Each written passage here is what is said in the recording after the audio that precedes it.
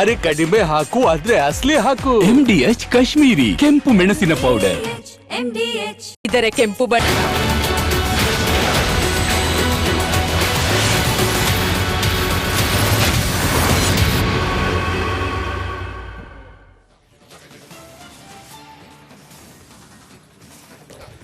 ನಮಸ್ಕಾರ, ಕರ್ನಾಟಕ ಪ್ರೈಮ್ ಟೈಮ್ಗೆ ಸ್ವಾಗತ. ನಾನು ಶ್ರೀಪಾದ್ ಪಾಟೀಲ್. ಇವತ್ತಿನ ಟಾಪ್ 3 ಸ್ಟೋರೀಸ್ ಅನ್ನ ಗಮನಿಸ್ತಾ ಹೋಗೋಣ. ಮೊದಲದಾಗಿ ಮುಸ್ಲಿಂ ಮಿಲಿಟರಿ ಮೈತ್ರಿ. ಮುಸ್ಲಿಂ ಮಿಲಿಟರಿ ಮೈತ್ರಿ ಅನ್ನುವಂತಹ ಒಂದು ವಿಚಾರ ಈಗ ಭಾರಿ ಚರ್ಚೆ ಆಗ್ತಾ ಇದೆ. ಯಾವಾಗ ಸೌದಿ ರಾಜನ ಎಂಟ್ರಿ ಈ ಇರಾನ್ ಇಸ್ರೇಲ್ ಅಮೆರಿಕ ಯುದ್ಧದಲ್ಲಿ ಎಂಟ್ರಿ ಆಯಿತು, ಈಗ ಇರಾನ್ ರಣತಂತ್ರವನ್ನ ರೂಪಿಸ್ತಾ ಇದೆ. ಎಲ್ಲ ಮುಸ್ಲಿಂ ದೇಶಗಳ ಸೇನೆಗಳನ್ನ ಒಗ್ಗೂಡಿಸಿಕೊಂಡು ಶತ್ರು ರಾಷ್ಟ್ರಗಳ ಮೇಲೆ ಸಮರ ಸಾರೋದು. ಈಗಾಗಲೇ OIC ಈ ಮೈತ್ರಿಯಲ್ಲಿ ಇದೆ. ಮುಸ್ಲಿಂ ಮಿಲಿಟರಿ ಮೈತ್ರಿ ಮಾಡಿಕೊಂಡು ಶತ್ರು ಪಡೆಗಳನ್ನು ಕಟ್ಟಿ ಹಾಕುವಂಥ ರಣತಂತ್ರಕ್ಕೆ ಇರಾನ್ ಮುಂದಾಗಿದೆ. ಇದು ಎಷ್ಟರ ಮಟ್ಟಿಗೆ ಯಶಸ್ಸಾಗುತ್ತೆ ಅನ್ನುವಂಥದ್ದು ಇವತ್ತಿನ ಪ್ರೈಮ್ ಟೈಮಲ್ಲಿ ನೋಡೋಣ. ಇನ್ನು ಎರಡನೇ ಸ್ಟೋರಿ, ಗ್ರೂಪ್ ಫೋಟೋ ಗಮ್ಮತ್ತೇನು ಅನ್ನುವಂತಹ ಪ್ರಶ್ನೆ ಈಗ ಮೂಡ್ತಾ ಇದೆ. CM ಸಿದ್ದರಾಮಯ್ಯ ಅವರು ಇವತ್ತು ಲಿಟ್ರಲಿ ಹೌಸಲ್ಲಿ ವೈರಾಗ್ಯದ ಮಾತುಗಳನ್ನು ಆಡಿದರು. ನಾವು ಎಷ್ಟು ದಿನ ಅಧಿಕಾರದಲ್ಲಿ ಇರ್ತೀವೋ ಗೊತ್ತಿಲ್ಲ, ಆದರೆ ಇರೋ ತನಕ ಒಳ್ಳೆ ಕೆಲಸ ಮಾಡಿಕೊಳ್ಳೋಣ ಅಂತ ಹೇಳಿದರು. ಒಳ್ಳೆ ಕೆಲಸಗಳನ್ನು ಮಾಡುವ ಮೂಲಕ ಜನರಿಗೆ ಇನ್ನಷ್ಟು ಹತ್ತಿರವಾಗೋಣ ಅಂತ ಹೇಳಿದ್ದಲ್ಲದೆ ಗ್ರೂಪ್ ಫೋಟೋನು ಕೂಡ ತೆಗೆಸ್ಕೊಂಡಿದ್ದಾರೆ ಎಲ್ಲ ಸದಸ್ಯರುಗಳ ಜೊತೆಗೆ. ಈ ಗ್ರೂಪ್ ಫೋಟೋನ ಗಮ್ಮತ್ತೇನು ಅನ್ನೋದು ಒಂದು ಕಡೆ ಆದರೆ, ಮುಂದಿನ CM ಯಾರು ಅನ್ನೋದ್ರ ಬಗ್ಗೆ ಒಂದು ಸ್ವಾರಸ್ಯಕರ ಚರ್ಚೆಯೂ ಕೂಡ ಇವತ್ತಿನ ಹೌಸಲ್ಲಿ ಆಯಿತು. ಅದ್ರ ಬಗ್ಗೆಯೂ ಕೂಡ ನೋಡೋಣ. ಇನ್ನು ಮೂರನೇ ಸ್ಟೋರಿ, ಕಾಂಗ್ರೆಸ್ ಕಚೇರಿಯೂ ಕೂಡ ಖಾಲಿ ಹೊಡಿತಾ ಇದೆ. ಇನ್ಮುಂದೆ ಇನ್ನೂ ಖಾಲಿ ಆಗುವ ಪರಿಸ್ಥಿತಿ ಬರುತ್ತಾ? ಯಾಕೆ ಈ ರೀತಿಯ ಪರಿಸ್ಥಿತಿ? ರಾಹುಲ್ ಗಾಂಧಿ ಅವರ ನಾಯಕತ್ವದ ವಿಚಾರವಾಗಿ ಮೊದಲಿನಿಂದನೂ ಕೂಡ ಸೀನಿಯರ್ ಲೀಡರ್ಸ್ ಯಾವ ರೀತಿ ಚಕಾರ ಎತ್ತಿದ್ದಾರೆ ನೋಡಿದ್ದೀವಿ. ಮೊನ್ನೆ ಅಷ್ಟೇ ಮಣಿಶಂಕರ್ ಅಯ್ಯರ್ ಮತ್ತೆ ಇವರ ನಾಯಕತ್ವವನ್ನು ಜನ ಒಪ್ತಾ ಇಲ್ಲ, ರಾಹುಲ್ ಗಾಂಧಿ ನಾಯಕತ್ವವನ್ನು ಬಿಟ್ಟುಕೊಡಬೇಕು ಅನ್ನುವಂತಹ ಲೆಕ್ಕ. ಕಾಂಗ್ರೆಸ್ ಕಚೇರಿಯೂ ಖಾಲಿ, ನಾಯಕರೂ ಖಾಲಿ. ಹಿಂಗಾದ್ರೆ ಹೆಂಗೆ ಅನ್ನುವಂಥ ಪ್ರಶ್ನೆ ಇದೆ. ಡಿಟೇಲ್ಡ್ ವರದಿ ಇದೆ, ನೋಡ್ತಾ ಹೋಗೋಣ. ಅದಕ್ಕೆ ಕರ್ನಾಟಕ ಪ್ರೈಮ್ ಟೈಮ್ಗೆ ಮತ್ತೊಮ್ಮೆ ಸ್ವಾಗತ. ನಾನು ಶ್ರೀಪಾದ್ ಪಾಟೀಲ್. ಸುದ್ದಿಗಳನ್ನ ಗಮನಿಸ್ತಾ ಹೋಗೋಣ ವೀಕ್ಷಕರೇ. ಮಧ್ಯಪ್ರಾಚ್ಯದ ಯುದ್ಧ ಇವತ್ತು ನಿಲ್ಲುತ್ತೆ, ನಾಳೆ ನಿಲ್ಲುತ್ತೆ ಅನ್ನುವಂಥ ಚರ್ಚೆಗಳ ನಡುವೆಯೇ ಇರಾನ್ ಇಸ್ರೇಲ್ ಮೇಲೆ ರೌದ್ರಾವತಾರ ತಾಳಿದೆ. IDFನ ಐರನ್ ಡೋಮ್ ಪುಡಿ ಮಾಡಿರೋ IRGC ಕಂಡ ಕಡೆಗಳಲ್ಲಿ ಕ್ಷಿಪಣಿಗಳ ಮಳೆಯನ್ನ ಸುರಿಸ್ತಾ ಇದೆ.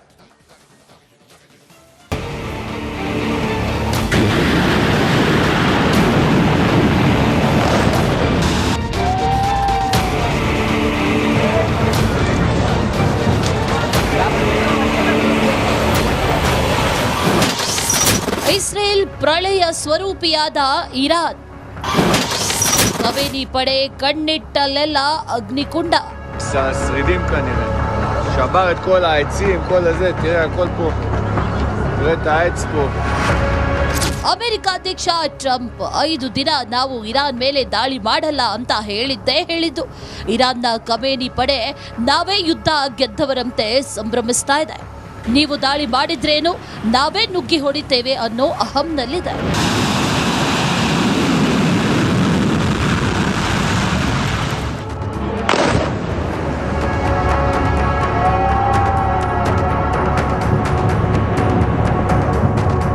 ಹೌದು, ಅಮೆರಿಕ ನಂಬಿ ಯುದ್ಧಕ್ಕಿಳಿದ ಇಸ್ರೇಲ್ನ ಸ್ಥಿತಿ ಚಿಂತಾಜನಕವಾಗಿದೆ. ಸತತ 26ನೇ ದಿನವೂ ಇರಾನ್ ಕೊಬ್ಬಿದ ಗೂಳಿಯಂತೆ ಟೆಲ್ ಅವೀವ್ ಮೇಲೆ ಬೆಂಕಿಯ ಮಳೆ ಸುರಿಸುತ್ತಿದೆ. ನಿನ್ನೆಯೇ ಕ್ಲಸ್ಟರ್ ಬಾಂಬ್ಗಳನ್ನು ಸುರಿಸಿದ್ದ IRGC ಇಸ್ರೇಲ್ನ ವಾಯು ರಕ್ಷಣಾ ಕೋಟೆ ಐರನ್ ಡೋಮ್ ನಾಮಾವಶೇಷ ಮಾಡಿದೆ. רואה פה עלה מעל הזה נחת הזה. שרידים כנראה. שבר את כל העצים, כל הזה, תראה הכל פה. ಅಮೆರಿಕ ಸುಮ್ಮನಿದ್ರು ಬದ್ಧ ವೈರಿ ವಿರುದ್ಧ ಕ್ಷಿಪಣಿ ದಾಳಿ ಮಾಡದೆ ಇಸ್ರೇಲ್ ಇರಲು ಹೇಗೆ ಸಾಧ್ಯ? ನಿನ್ನೆ ರಾತ್ರಿ ಇರಾನ್ನ ಪರಮಾಣು ಘಟಕದ ಮೇಲೆ IDF ಮಿಸೈಲ್ ದಾಳಿ ಮಾಡಿದೆ.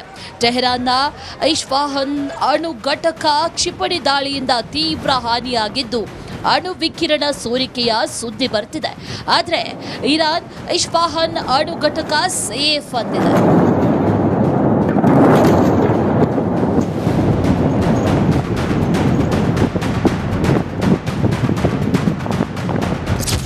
ಐರನ್ ಡೋಮ್ ಪುಡಿಗಟ್ಟಿದ ಖುಷಿಯಲ್ಲಿರೋ ಇರಾನ್ ಸಿಡಿಲ ಮರಿಯಾಗಿದೆ. ಇಸ್ರೇಲ್ ಮೇಲೆ ಪ್ರಳಯ ರೂಪಿಯಂತೆ ಖಮೇನಿ ಪಡೆ ಮೇಲೆರಗಿದ್ದು ಖಂಡಾಂತರ ಕ್ಷಿಪಣಿಗಳಿಂದ ಭಾರೀ ದಾಳಿ ಮಾಡಿದೆ. ಅಣು ಘಟಕದ ಮೇಲೆ ದಾಳಿ ಬಳಿಕ ಜ್ವಾಲಾಮುಖಿಯಂತೆ ಇಸ್ರೇಲ್ ಮೇಲೆ ಸಿಡಿಯುತ್ತಿದೆ. עכשיו נפל פה בפתח תקווה, פה, ליד הבית שלי. רבבי, תראה, בדיוק עברתי עם האוטו. ಪಾಕಿಸ್ತಾನಕ್ಕೂ ಶಾಕ್ ಕೊಟ್ಟ ಖಮೇನಿ. ಒಂದೆಡೆ ಇಸ್ರೇಲ್ ಅಮೆರಿಕದ ಮೇಲೆ ಇರಾನ್ ಬೆಂಕಿ ಉಗುಳ್ತಾ ಇದ್ರೆ, ಮತ್ತೊಂದೆಡೆ ಕದನ ವಿರಾಮದ ಮಧ್ಯಸ್ಥಿಕೆಯ ಹುರುಪಿನಲ್ಲಿದ್ದ ಪಾಕಿಸ್ತಾನಕ್ಕೂ ಶಾಕ್ ನೀಡಿದೆ. ಹಾರ್ಮೋಸ್ನಲ್ಲಿರುವ ಪಾಕಿಸ್ತಾನದ ಹಡಗು ಸೆಲೆಂ ತಡೆದಿದೆ. ಪಾಕಿಸ್ತಾನದ ತೈಲ ಟ್ಯಾಂಕರ್ ತಡೆದ IRGC ವಾಪಸ್ ಕಳುಹಿಸಿದ್ದು ಮುನೀರ್ಗೆ ಭಾರೀ ಮುಖಭಂಗವಾಗಿದೆ.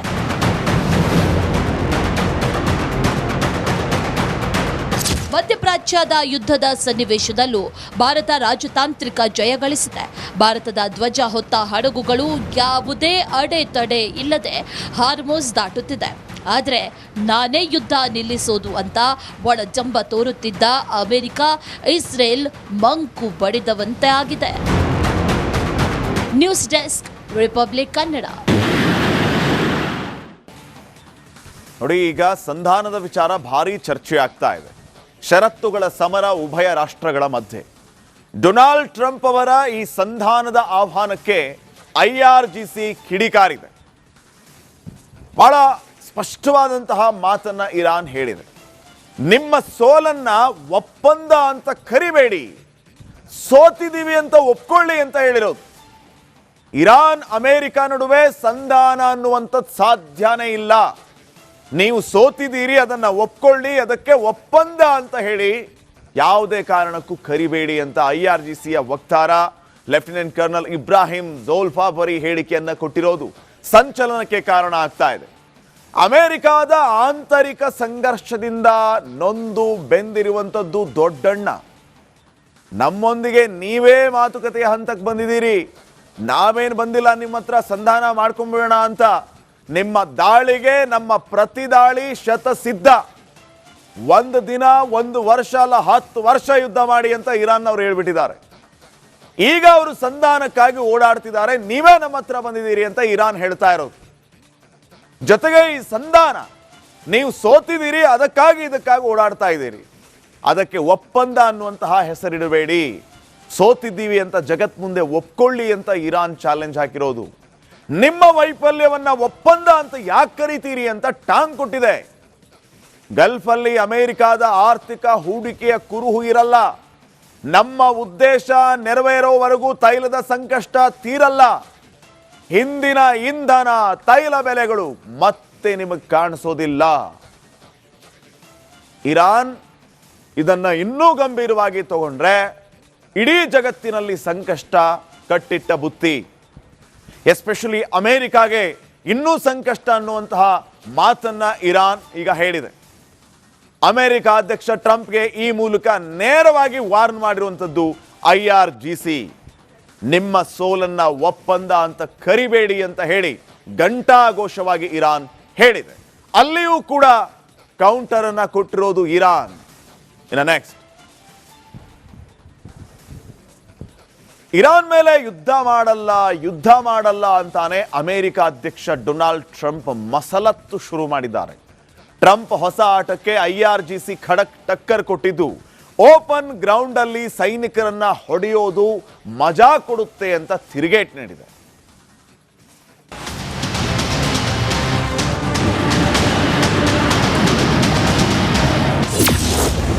ಕೊಲ್ಲಿಯ ಕದನಕ್ಕೆ ವಿರಾಮ ಬೀಳೋದು ಕನಸ. ಶಾಂತಿ ಮಾತಿನ ನಡುವೆಯೇ ಟ್ರಂಪ್ ಮಸಲತ್ತು.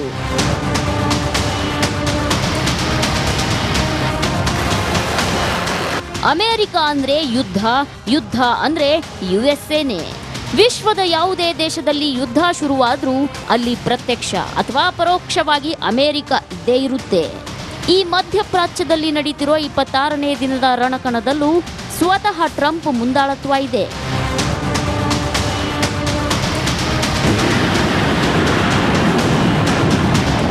2 ದಿನದ ಹಿಂದೆ ಏಕಾಏಕಿ ಟ್ರಂಪ್ ಬಂದು ನಾವು ಇರಾನ್ ಮೇಲೆ ಮಿಸೈಲ್ ಹಾರಿಸಲ್ಲ ಅಂತ ಹೇಳಿದ್ದು ಹಳೆ ವಿಚಾರ.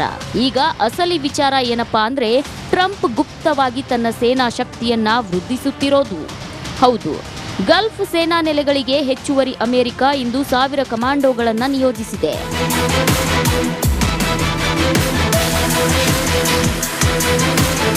ಹೌದು, ಕದನ ವಿರಾಮದ ನೆಪದಲ್ಲಿ ಹೊಸ ಪ್ರಹಾರಕ್ಕೆ ಯುಎಸ್ ಪ್ಲಾನ್ ಮಾಡ್ತಿದೆ ಅಂತ ಇರಾನ್ ಹೇಳ್ತಿದ್ದಂತೆ ಅಮೆರಿಕವೂ ಅದೇ ಪ್ಲಾನ್ ಮಾಡಿದೆ. ಗಲ್ಫ್ ನೆಲೆಗಳಿಗೆ ಘಾತಕ ಕಮಾಂಡೋಗಳನ್ನು ರವಾನಿಸಿದೆ. 82ನೇ ಎಮರ್ಜೆನ್ಸಿ ದಳದ ಕಮಾಂಡೋಗಳು ಬಂದಿಳಿದಿದ್ದಾರೆ. ಕಳೆದ ವಾರವಷ್ಟೇ 2200 ಮರೈನ್ ಕಮಾಂಡೋಗಳನ್ನು ಕಳುಹಿಸಿದ್ದ ಅಮೆರಿಕ ಈಗ ಹೊಸದಾಗಿ 1000 ಜನರನ್ನ ಇಳಿಸಿದೆ. ಟ್ರಂಪ್ ಸೇನೆಗೆ ಸ್ವಾಗತ ಕೋರಿದ ಇರಾನ್. ಇಷ್ಟು ದಿನ ಮಿಸೈಲ್ ಮಳೆ ಸುರಿಸ್ತಾ ಇದ್ದ ಇರಾನ್ ಈಗ ಮುಷ್ಟಿ ಕಾಳಗಕ್ಕೆ ಸಜ್ಜಾಗ್ತಿದೆ. ಓಪನ್ ಗ್ರೌಂಡ್ನಲ್ಲಿ ಸೈನಿಕರನ್ನ ಹೊಡೆಯಲು ಮಜಾ ಬರುತ್ತೆ ಅಂತ ಐಆರ್ಜಿಸಿ ರಣಕೇಕೆ ಹಾಕಿದ್ದು ಅಮೆರಿಕಾದೊಂದಿಗೆ ನೇರ ಯುದ್ಧ ಮಾತ್ರವಲ್ಲದೆ ಸೈಕಾಲಜಿಕಲ್ ವಾರ್ನಲ್ಲೂ ಇರಾನ್ ನಿರತವಾಗಿದೆ. ಶತ್ರುಗಳನ್ನ ಕೇವಲ ಯುದ್ಧ ಭೂಮಿಯಲ್ಲಿ ಎದುರಿಸೋದಷ್ಟೇ ಮುಖ್ಯವಲ್ಲ, ಅವರನ್ನ ಮಾನಸಿಕವಾಗಿಯೂ ಕುಗ್ಗಿಸೋದು ಬಹಳ ಮುಖ್ಯ. ಈ ರಣನೀತಿಯನ್ನ ಚೆನ್ನಾಗಿ ಬಲ್ಲ ಇರಾನ್ ಈಗ ಅಮೆರಿಕಾದೊಂದಿಗೆ ಅಂಥದ್ದೇ ಸೈಕಲಾಜಿಕಲ್ ವಾರ್ನಲ್ಲಿ ನಿರತವಾಗಿದೆ. News desk, Republic Kannada. ನೋಡಿ, ಈಗ ಇರಾನ್ ಮತ್ತು ಅಮೆರಿಕಾದ ಮಧ್ಯೆ ಷರತ್ತುಗಳ ಸಮರ ಆರಂಭ ಆಗಿದೆ. 15 ಅಂಶಗಳನ್ನು ಒಳಗೊಂಡಂತಹ ಒಂದು ಸಮರದ ಯುದ್ಧವೇ ಉಭಯ ದೇಶಗಳ ಮಧ್ಯೆ ನಡೆದಿದೆ. ಯಾವ್ಯಾವ ವಿಚಾರಗಳನ್ನ ಷರತ್ತುಗಳಾಗಿ ಇಟ್ಟಿದ್ದಾರೆ, ಅದಕ್ಕೆ ಇರಾನ್ನ ಪ್ರತ್ಯುತ್ತರ ಏನು ಅನ್ನೋದನ್ನ ನೋಡ್ತಾ ಹೋದ್ರೆ, ಅಣುಬಾಂಬ್ ಘಟಕವನ್ನ ಬಂದ್ ಮಾಡಿ ಅಂತ ಯುಎಸ್ ಹೇಳ್ತಾ ಇದೆ ಇರಾನ್ಗೆ. ನೀವು ಅಣುಬಾಂಬ್ ಘಟಕವನ್ನ ಬಂದ್ ಮಾಡಬೇಕು ಅಂತ ಹೇಳಿ. ಆದರೆ ಇರಾನ್ ಮೇಲಿನ ಯುಎಸ್ ನಿರ್ಬಂಧವನ್ನ ಮೊದಲು ನೀವು ತೆಗೀರಿ ಅಂತ ಇರಾನ್ ಪ್ರತಿ ಸವಾಲನ್ನ ಹಾಕ್ತಾ ಇದೆ. ಯಾವ್ಯಾವ ವ್ಯಾಪಾರ ವಹಿವಾಟುಗಳ ಮೇಲೆ, ಯಾವ್ಯಾವ ವಿಚಾರಗಳ ಮೇಲೆ ನೀವು ನಿರ್ಬಂಧವನ್ನ ಹೇರಿದ್ದೀರಿ, ಆ ಎಲ್ಲ ನಿರ್ಬಂಧಗಳನ್ನ ಮೊದಲು ತೆಗೆದುಹಾಕಿ ಮುಕ್ತಗೊಳಿಸಿ ಅಂತ ಇರಾನ್ ಮೇಲಿನ ಯುಎಸ್ ನಿರ್ಬಂಧಗಳನ್ನ ತೆಗೆರಿ ಅಂತ ಮೊದಲನೇ ಷರತ್ತನ್ನ ಪ್ರತಿಯಾಗಿ ಹಾಕಿರೋದು. ಇನ್ನ ಎರಡನೇದು, ಇರಾನ್ ಅಣುಬಾಂಬ್ ಮಾಡಲೇಬಾರದು ಅನ್ನುವಂಥದ್ದು ಯುಎಸ್ನ ವಾದ. ಯಾವುದೇ ಕಾರಣಕ್ಕೂ ನೀವು ಅಣುಬಾಂಬ್ ಮಾಡಬಾರದು ಅಂತ ಅಮೆರಿಕ ಹೇಳ್ತಾ ಇದೆ. ಅದಕ್ಕೆ ಇರಾನ್ನ ಉತ್ತರ ಏನು ಅಂತಂದ್ರೆ, ಇರಾನ್ ಮೇಲೆ ಯಾರು ಕೂಡ ದಾಳಿ ಮಾಡಬಾರದು, ಯಾವ ದೇಶವೂ ಕೂಡ ದಾಳಿ ಮಾಡಬಾರದು. ಇದಕ್ಕೆ ನೀವು ಗ್ಯಾರಂಟಿ ಕೊಡ್ತೀರಾ ಅಂತ ಪ್ರಶ್ನೆ ಮಾಡಿದೆ. ಇನ್ನು ಬಹಳ ಮುಖ್ಯವಾಗಿ ಯುರೇನಿಯಂ ಸಂಸ್ಕರಣೆ ಮಾಡುವಂತಿಲ್ಲ ನೀವು ಅಂತ ಹೇಳಿರೋದು. ಯುರೇನಿಯಂ ಅನ್ನು ಸಂಸ್ಕರಣೆ ಮಾಡಲೇಬೇಡಿ ಅಂತ ಹೇಳಿ 450 kg ಯುರೇನಿಯಂ ಅನ್ನ ಇವರು ಇಟ್ಕೊಂಡಿದ್ದಾರೆ ಅನ್ನುವಂಥದ್ದು ಮೊದಲಿನಿಂದನೂ ಚರ್ಚೆ ಆಗ್ತಾ ಇರೋದು. ಒಂದು ಬಂಕರಲ್ಲಿ ಅದು ಸೇಫ್ ಆಗಿದೆ, B2B ಏನು ಮಾಡಲಿಲ್ಲ ಅನ್ನುವಂಥದ್ದು. ಇದೇ ವಿಚಾರವನ್ನು ಅಮೆರಿಕ ಈಗ ಹೇಳ್ತಾ ಇದೆ, ಯುರೇನಿಯಂ ಸಂಸ್ಕರಣೆಯನ್ನ ನೀವು ಮಾಡುವಂತಿಲ್ಲ ಅಂತ ಹೇಳಿ. ಅದಕ್ಕೆ ಇರಾನ್ ಹೇಳ್ತಾ ಇರೋದು, ಯುರೇನಿಯಂ ಸಂಸ್ಕರಣೆ ನಮ್ಮ ಹಕ್ಕು, ನಾವು ಅದನ್ನು ಮಾಡಿಯೇ ಮಾಡ್ತೀವಿ. ನಮ್ಮ ದೇಶದ ರಕ್ಷಣೆಗಾಗಿ ಯಾವುದೆಲ್ಲವೂ ಉತ್ತಮವೋ ಅದನ್ನು ನಾವು ಮಾಡ್ತೀವಿ, ಅದನ್ನು ಕೇಳುವ ಹಕ್ಕು ನಿಮಗೂ ಇಲ್ಲ ಅಂತ ಹೇಳಿ ಅಮೆರಿಕಾಗೆ ಕೌಂಟರ್ ಕೊಡುವ ಕೆಲಸವನ್ನ ಇರಾನ್ ಮಾಡಿದೆ. ಇದರ ಜೊತೆಗೆ ಈಗ ಇರುವಂತಹ 450 kg ಯುರೇನಿಯಂ ಏನಿದೆ, ಆ ಯುರೇನಿಯಂ ಅನ್ನ ನಾಶ ಮಾಡಬೇಕು, ಇಲ್ಲ ಯುಎನ್ಗೆ ಕೊಡಬೇಕು ಅಂತ ಹೇಳಿದೆ. ಇರಾನ್ ಒಪ್ಪಿಬಿಡುತ್ತಾ ಅಷ್ಟು ಸುಲಭವಾಗಿ? ಯುರೇನಿಯಂ ಅನ್ನ ಸಂರಕ್ಷಣೆ ಮಾಡಿ ಇಡುವುದು ನಮ್ಮ ಹೊಣೆ, ನಾವು ಮಾಡಿಯೇ ಮಾಡ್ತೀವಿ ಅಂತ ಹೇಳ್ತಾ ಇದೆ. ಈಗಾಗಲೇ ಬಂಕರಲ್ಲಿ ಸೇಫ್ ಆಗಿದೆ ಯುರೇನಿಯಂ ಅನ್ನುವಂಥ ಚರ್ಚೆಯೂ ಕೂಡ ಈ ಯುದ್ಧದ ಸಂದರ್ಭದಲ್ಲಿ ಜೋರಾಗಿ ನಡೀತು. ಯಾವ ಇಸ್ರೇಲ್, ಯಾವ ಅಮೆರಿಕಾದ ಮಿಸೈಲ್ಗಳು ಯಾವುದು ಕೂಡ ಬಂಕರನ್ನು ನಾಶಪಡಿಸೋದಕ್ಕೆ ಆಗಿಲ್ಲ, ನಮ್ಮ ಯುರೇನಿಯಂ ಸೇಫ್ ಆಗಿದೆ ಅನ್ನುವಂತಹ ಮಾತನ್ನ ಇರಾನ್ ಹೇಳಿದೆ. ಸಂಸ್ಕರಿತ ಯುರೇನಿಯಂ ಬಗ್ಗೆ ಚರ್ಚೆಗೆ ಸಿದ್ಧ ಅಂತಾನೂ ಕೂಡ ಹೇಳಿರೋದು. ನತಾಂಜ್ ಸೇರಿದಂತೆ ನ್ಯೂಕ್ಲಿಯರ್ ಘಟಕವನ್ನ ಕ್ಲೋಸ್ ಮಾಡಿಬಿಡಿ ಅಂತ ಅಮೆರಿಕ ಹೇಳ್ತಾ ಇದೆ. ಆದರೆ ಇರಾನ್ ಇಲ್ಲಿ ಒಂದು ಬಲವಾದ ಷರತ್ತನ್ನ ಇಡ್ತಾ ಇರೋದು, ಇರಾನ್ಗೆ ಯುದ್ಧ ನಷ್ಟ ಪರಿಹಾರವನ್ನ ನೀವು ಕೊಡಬೇಕು. ಇಷ್ಟು ದಿನ ಯುದ್ಧ ಆರಂಭ ಆಗಿ 25ರಿಂದ 26 ದಿನ, ಈ ದಿನಗಳಲ್ಲಿ ನಮಗಾದ ಸಂಪೂರ್ಣ ನಷ್ಟವನ್ನ ನೀವು ಪರಿಹಾರ ರೂಪದಲ್ಲಿ ನಮಗೆ ಕೊಡಬೇಕು ಅಂತ ಇರಾನ್ ಷರತ್ತನ್ನು ಹಾಕಿದೆ. ಇನ್ನ ಮತ್ತೊಂದು ವಿಚಾರ ಯುಎಸ್ ಏನು ಅಂತಂದ್ರೆ ಷರತ್ತು, ಇರಾನ್ ಖಂಡಾಂತರ ಕ್ಷಿಪಣಿಗಳನ್ನ ಹೊಂದುವಂತಿಲ್ಲ ಅಂತ ಹೇಳ್ತಾ ಇರೋದು. 5 ವರ್ಷ ಖಂಡಾಂತರ ಕ್ಷಿಪಣಿ ಅಭಿವೃದ್ಧಿ ಮಾಡಲ್ಲ ಅಂತ ಇರಾನ್ ಇದಕ್ಕೆ ಟಕ್ಕರ್ ಕೊಡಿರೋದು ಯುಎಸ್ಗೆ. ಇನ್ನು ಹಾರ್ಮುಜ್ ಜಲಸಂಧಿಯನ್ನ ಮುಕ್ತಗೊಳಿಸಬೇಕು. ಯಾವ ದೇಶವೂ ಕೂಡ ಹಾರ್ಮುಜ್ ಜಲಸಂಧಿಯ ಮೇಲೆ ನಿಯಂತ್ರಣವನ್ನ ಹಿಡಿತವನ್ನ ಸಾಧಿಸುವಂತಿಲ್ಲ ಅನ್ನೋದು ಅಮೆರಿಕಾದ ಪಟ್ಟು ಮತ್ತು ಷರತ್ತು. ಅದಕ್ಕೆ ಇರಾನ್ ಹೇಳ್ತಾ ಇರೋದು ಹಾರ್ಮುಜ್ ಜಲಸಂಧಿ ಅಥವಾ ಜಲಮಾರ್ಗ ಇರಾನ್ನ ಅಸ್ಮಿತೆ, ಅದನ್ನ ಯಾವುದೇ ಕಾರಣಕ್ಕೂ ಬಿಟ್ಕೊಡಲ್ಲ. ಆ ಹಾರ್ಮುಜ್ ಜಲಮಾರ್ಗ ನಮ್ಮ ದೇಶಕ್ಕೆ ಸಂಬಂಧಿಸಿದ್ದು, ನಮ್ಮದದು. ಆ ದೇಶದ ಮೇಲೆ, ಆ ಹಾರ್ಮುಜ್ ಜಲಮಾರ್ಗದ ಮೇಲೆ ನಮ್ಮದೇ ನಿಯಂತ್ರಣ ಇರುತ್ತೆ. ಅದಕ್ಕೆ ನಾವು ಯಾಕೆ ಬೇರೆಯವರಿಗೆ ಮನವಿ ಮಾಡಿಕೊಡ್ಬೇಕು? ಸಾಧ್ಯನೇ ಇಲ್ಲ. ಅಮೆರಿಕಾದ ಈ ಷರತ್ತನ್ನ ಇರಾನ್ ಒಪ್ಪಿಲ್ಲ. ಇನ್ನು ಹಿಜ್ಬುಲ್ಲಾ ಹೌದಿ ಉಗ್ರರಿಗೆ ಬೆಂಬಲ ನೀಡಬಾರದು ಅಂತ ಅಮೆರಿಕ ಹೇಳ್ತಾ ಇದ್ರೆ, ಹಿಜ್ಬುಲ್ಲಾ ಹೌದಿಗಳಿಗೆ ಇರಾನ್ ಬೆಂಬಲ ನೀಡಲ್ಲ ಅಂತ ಇರಾನ್ ಹೇಳ್ತಾ ಇದೆ. ಅಣುಶಕ್ತಿ ಆಯೋಗದ ಪರೀಕ್ಷೆಗೆ ಮುಕ್ತ ಅವಕಾಶವನ್ನ ಮಾಡಿಕೊಡಬೇಕು ಅಂತ ಹೇಳ್ತಾ ಇದ್ರೆ, ಅಣುಶಕ್ತಿ ಆಯೋಗವು ಮುಕ್ತವಾಗಿ ತಪಾಸಣೆಯನ್ನ ಮಾಡಲಿ ಅಂತ ಇರಾನ್ ಹೇಳಿದೆ. ಇನ್ನು ಆತ್ಮರಕ್ಷಣೆಗಾಗಿ ಮಾತ್ರ ಮಿಸೈಲ್ ಬಳಸಬೇಕು ಅಂತ ಅಮೆರಿಕ ಹೇಳ್ತಾ ಇದ್ರೆ, ಗಲ್ಫ್ನ ಎಲ್ಲ US ಸೇನಾ ನೆಲೆಗಳನ್ನ ನೀವು ಮುಚ್ಚಬೇಕು, ಅಂದ್ರೆ ಅಲ್ಲಿಂದ ನಿಮ್ಮ ಸೈನಿಕರನ್ನ ವಾಪಸ್ ಕರೆಸ್ಕೋಬೇಕು, ಅಲ್ಲಿ ನಿಮ್ಮ ಸೇನಾ ನೆಲೆಗಳೇ ಇರಬಾರ್ದು ಗಲ್ಫ್ ಕಂಟ್ರೀಸ್ ಅಲ್ಲಿ ಅಂತ ಅಮೆರಿಕಾಗೆ ನೇರ ಷರತ್ತನ್ನ ಹಾಕಿರೋದು. ಈ ಷರತ್ತುಗಳ ವಿಚಾರವಾಗಿ ಉಭಯ ದೇಶಗಳ ಮಧ್ಯೆ ಈಗ ಸಿಕ್ಕಾಪಟ್ಟೆ ಚರ್ಚೆಗಳು ಆಗ್ತಾ ಇದೆ. ಯಾವ ಷರತ್ತನ್ನ ಯಾವ ದೇಶ ಒಪ್ಕೊಂಡು ಯಾರು ಯುದ್ಧವನ್ನ ಮುಗಿಸ್ತಾರೆ ಅನ್ನೋದು ಸದ್ಯಕ್ಕಿನ ಪ್ರಶ್ನೆ ಆಗಿದೆ. ನೆಕ್ಸ್ಟ್, ಗಲ್ಫ್ ವಾರ್ ಮುಗಿಯುತ್ತೆ ಅನ್ನುವಂತಹ ಕನವರಿಕೆಯ ಹೊತ್ತಲ್ಲೇ ಇಸ್ರೇಲ್ ಎಡವಟ್ಟು ಮಾಡಿ ಕೂತಿದೆ. ನಿನ್ನೆ ಅಮೆರಿಕಾಗೆ ಸೌದಿಯ ಬಲ ಸಿಕ್ಕ ಹುಮ್ಮತನದಲ್ಲೇ ನೇತನ್ಯಾಹು ಮಾಡಿದ ತಪ್ಪು ಯುದ್ಧಕ್ಕೆ ಮತ್ತೊಂದು ಮಹಾಶಕ್ತಿಯನ್ನ ಎಳೆದು ತರುವಂತಹ ಸಾಧ್ಯತೆಯನ್ನ ಮೂಡಿಸಿದೆ.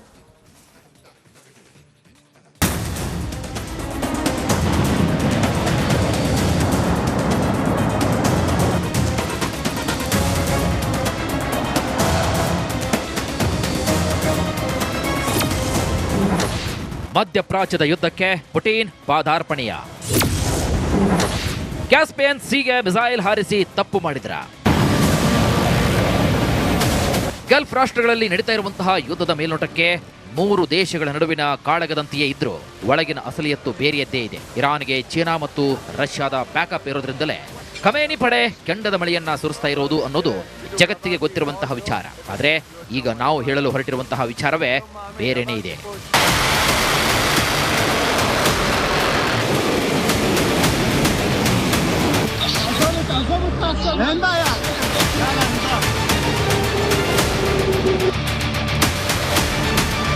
ಅಸಲಿ ವಿಚಾರ ಏನಪ್ಪಾ ಅಂದ್ರೆ, ನಿನ್ನೆ ಅಮೆರಿಕದ ಜೊತೆಗೆ ಸೌದಿ ಕಿಂಗ್ ಹಾತನ್ನ ಮೆಲಾಯಿಸಿರೋದು ಇಸ್ರೇಲ್ಗೆ ಹುಂಬುತನ ತಂದಿದೆ. ಇಷ್ಟು ದಿನದ ಯುದ್ಧದಲ್ಲಿ ಮಾಡಿದ ತಪ್ಪನ್ನ ಮಾಡಿಬಿಟ್ಟಿದೆ. ಅದೇನಪ್ಪಾ ಅಂದ್ರೆ, ಕ್ಯಾಸ್ಪಿಯನ್ ಸಮುದ್ರದ ಮೇಲೆ ಮಿಸೈಲ್ ಹಾರಿಸಿದೆ.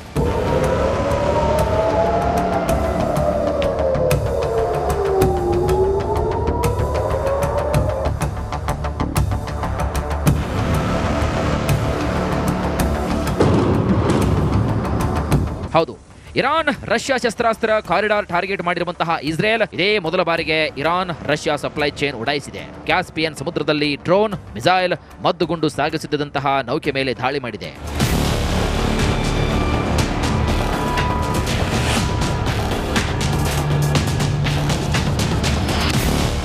ಅಸಲಿಗೆ ಕ್ಯಾಸ್ಪಿಯನ್ ಸಮುದ್ರಕ್ಕೆ ಬೇರೆ ಯಾವುದೇ ಸಮುದ್ರಗಳು ಲಿಂಕ್ ಆಗಲ್ಲ. ಇದೊಂದು ಒಳನಾಡಿನ ಸಮುದ್ರ.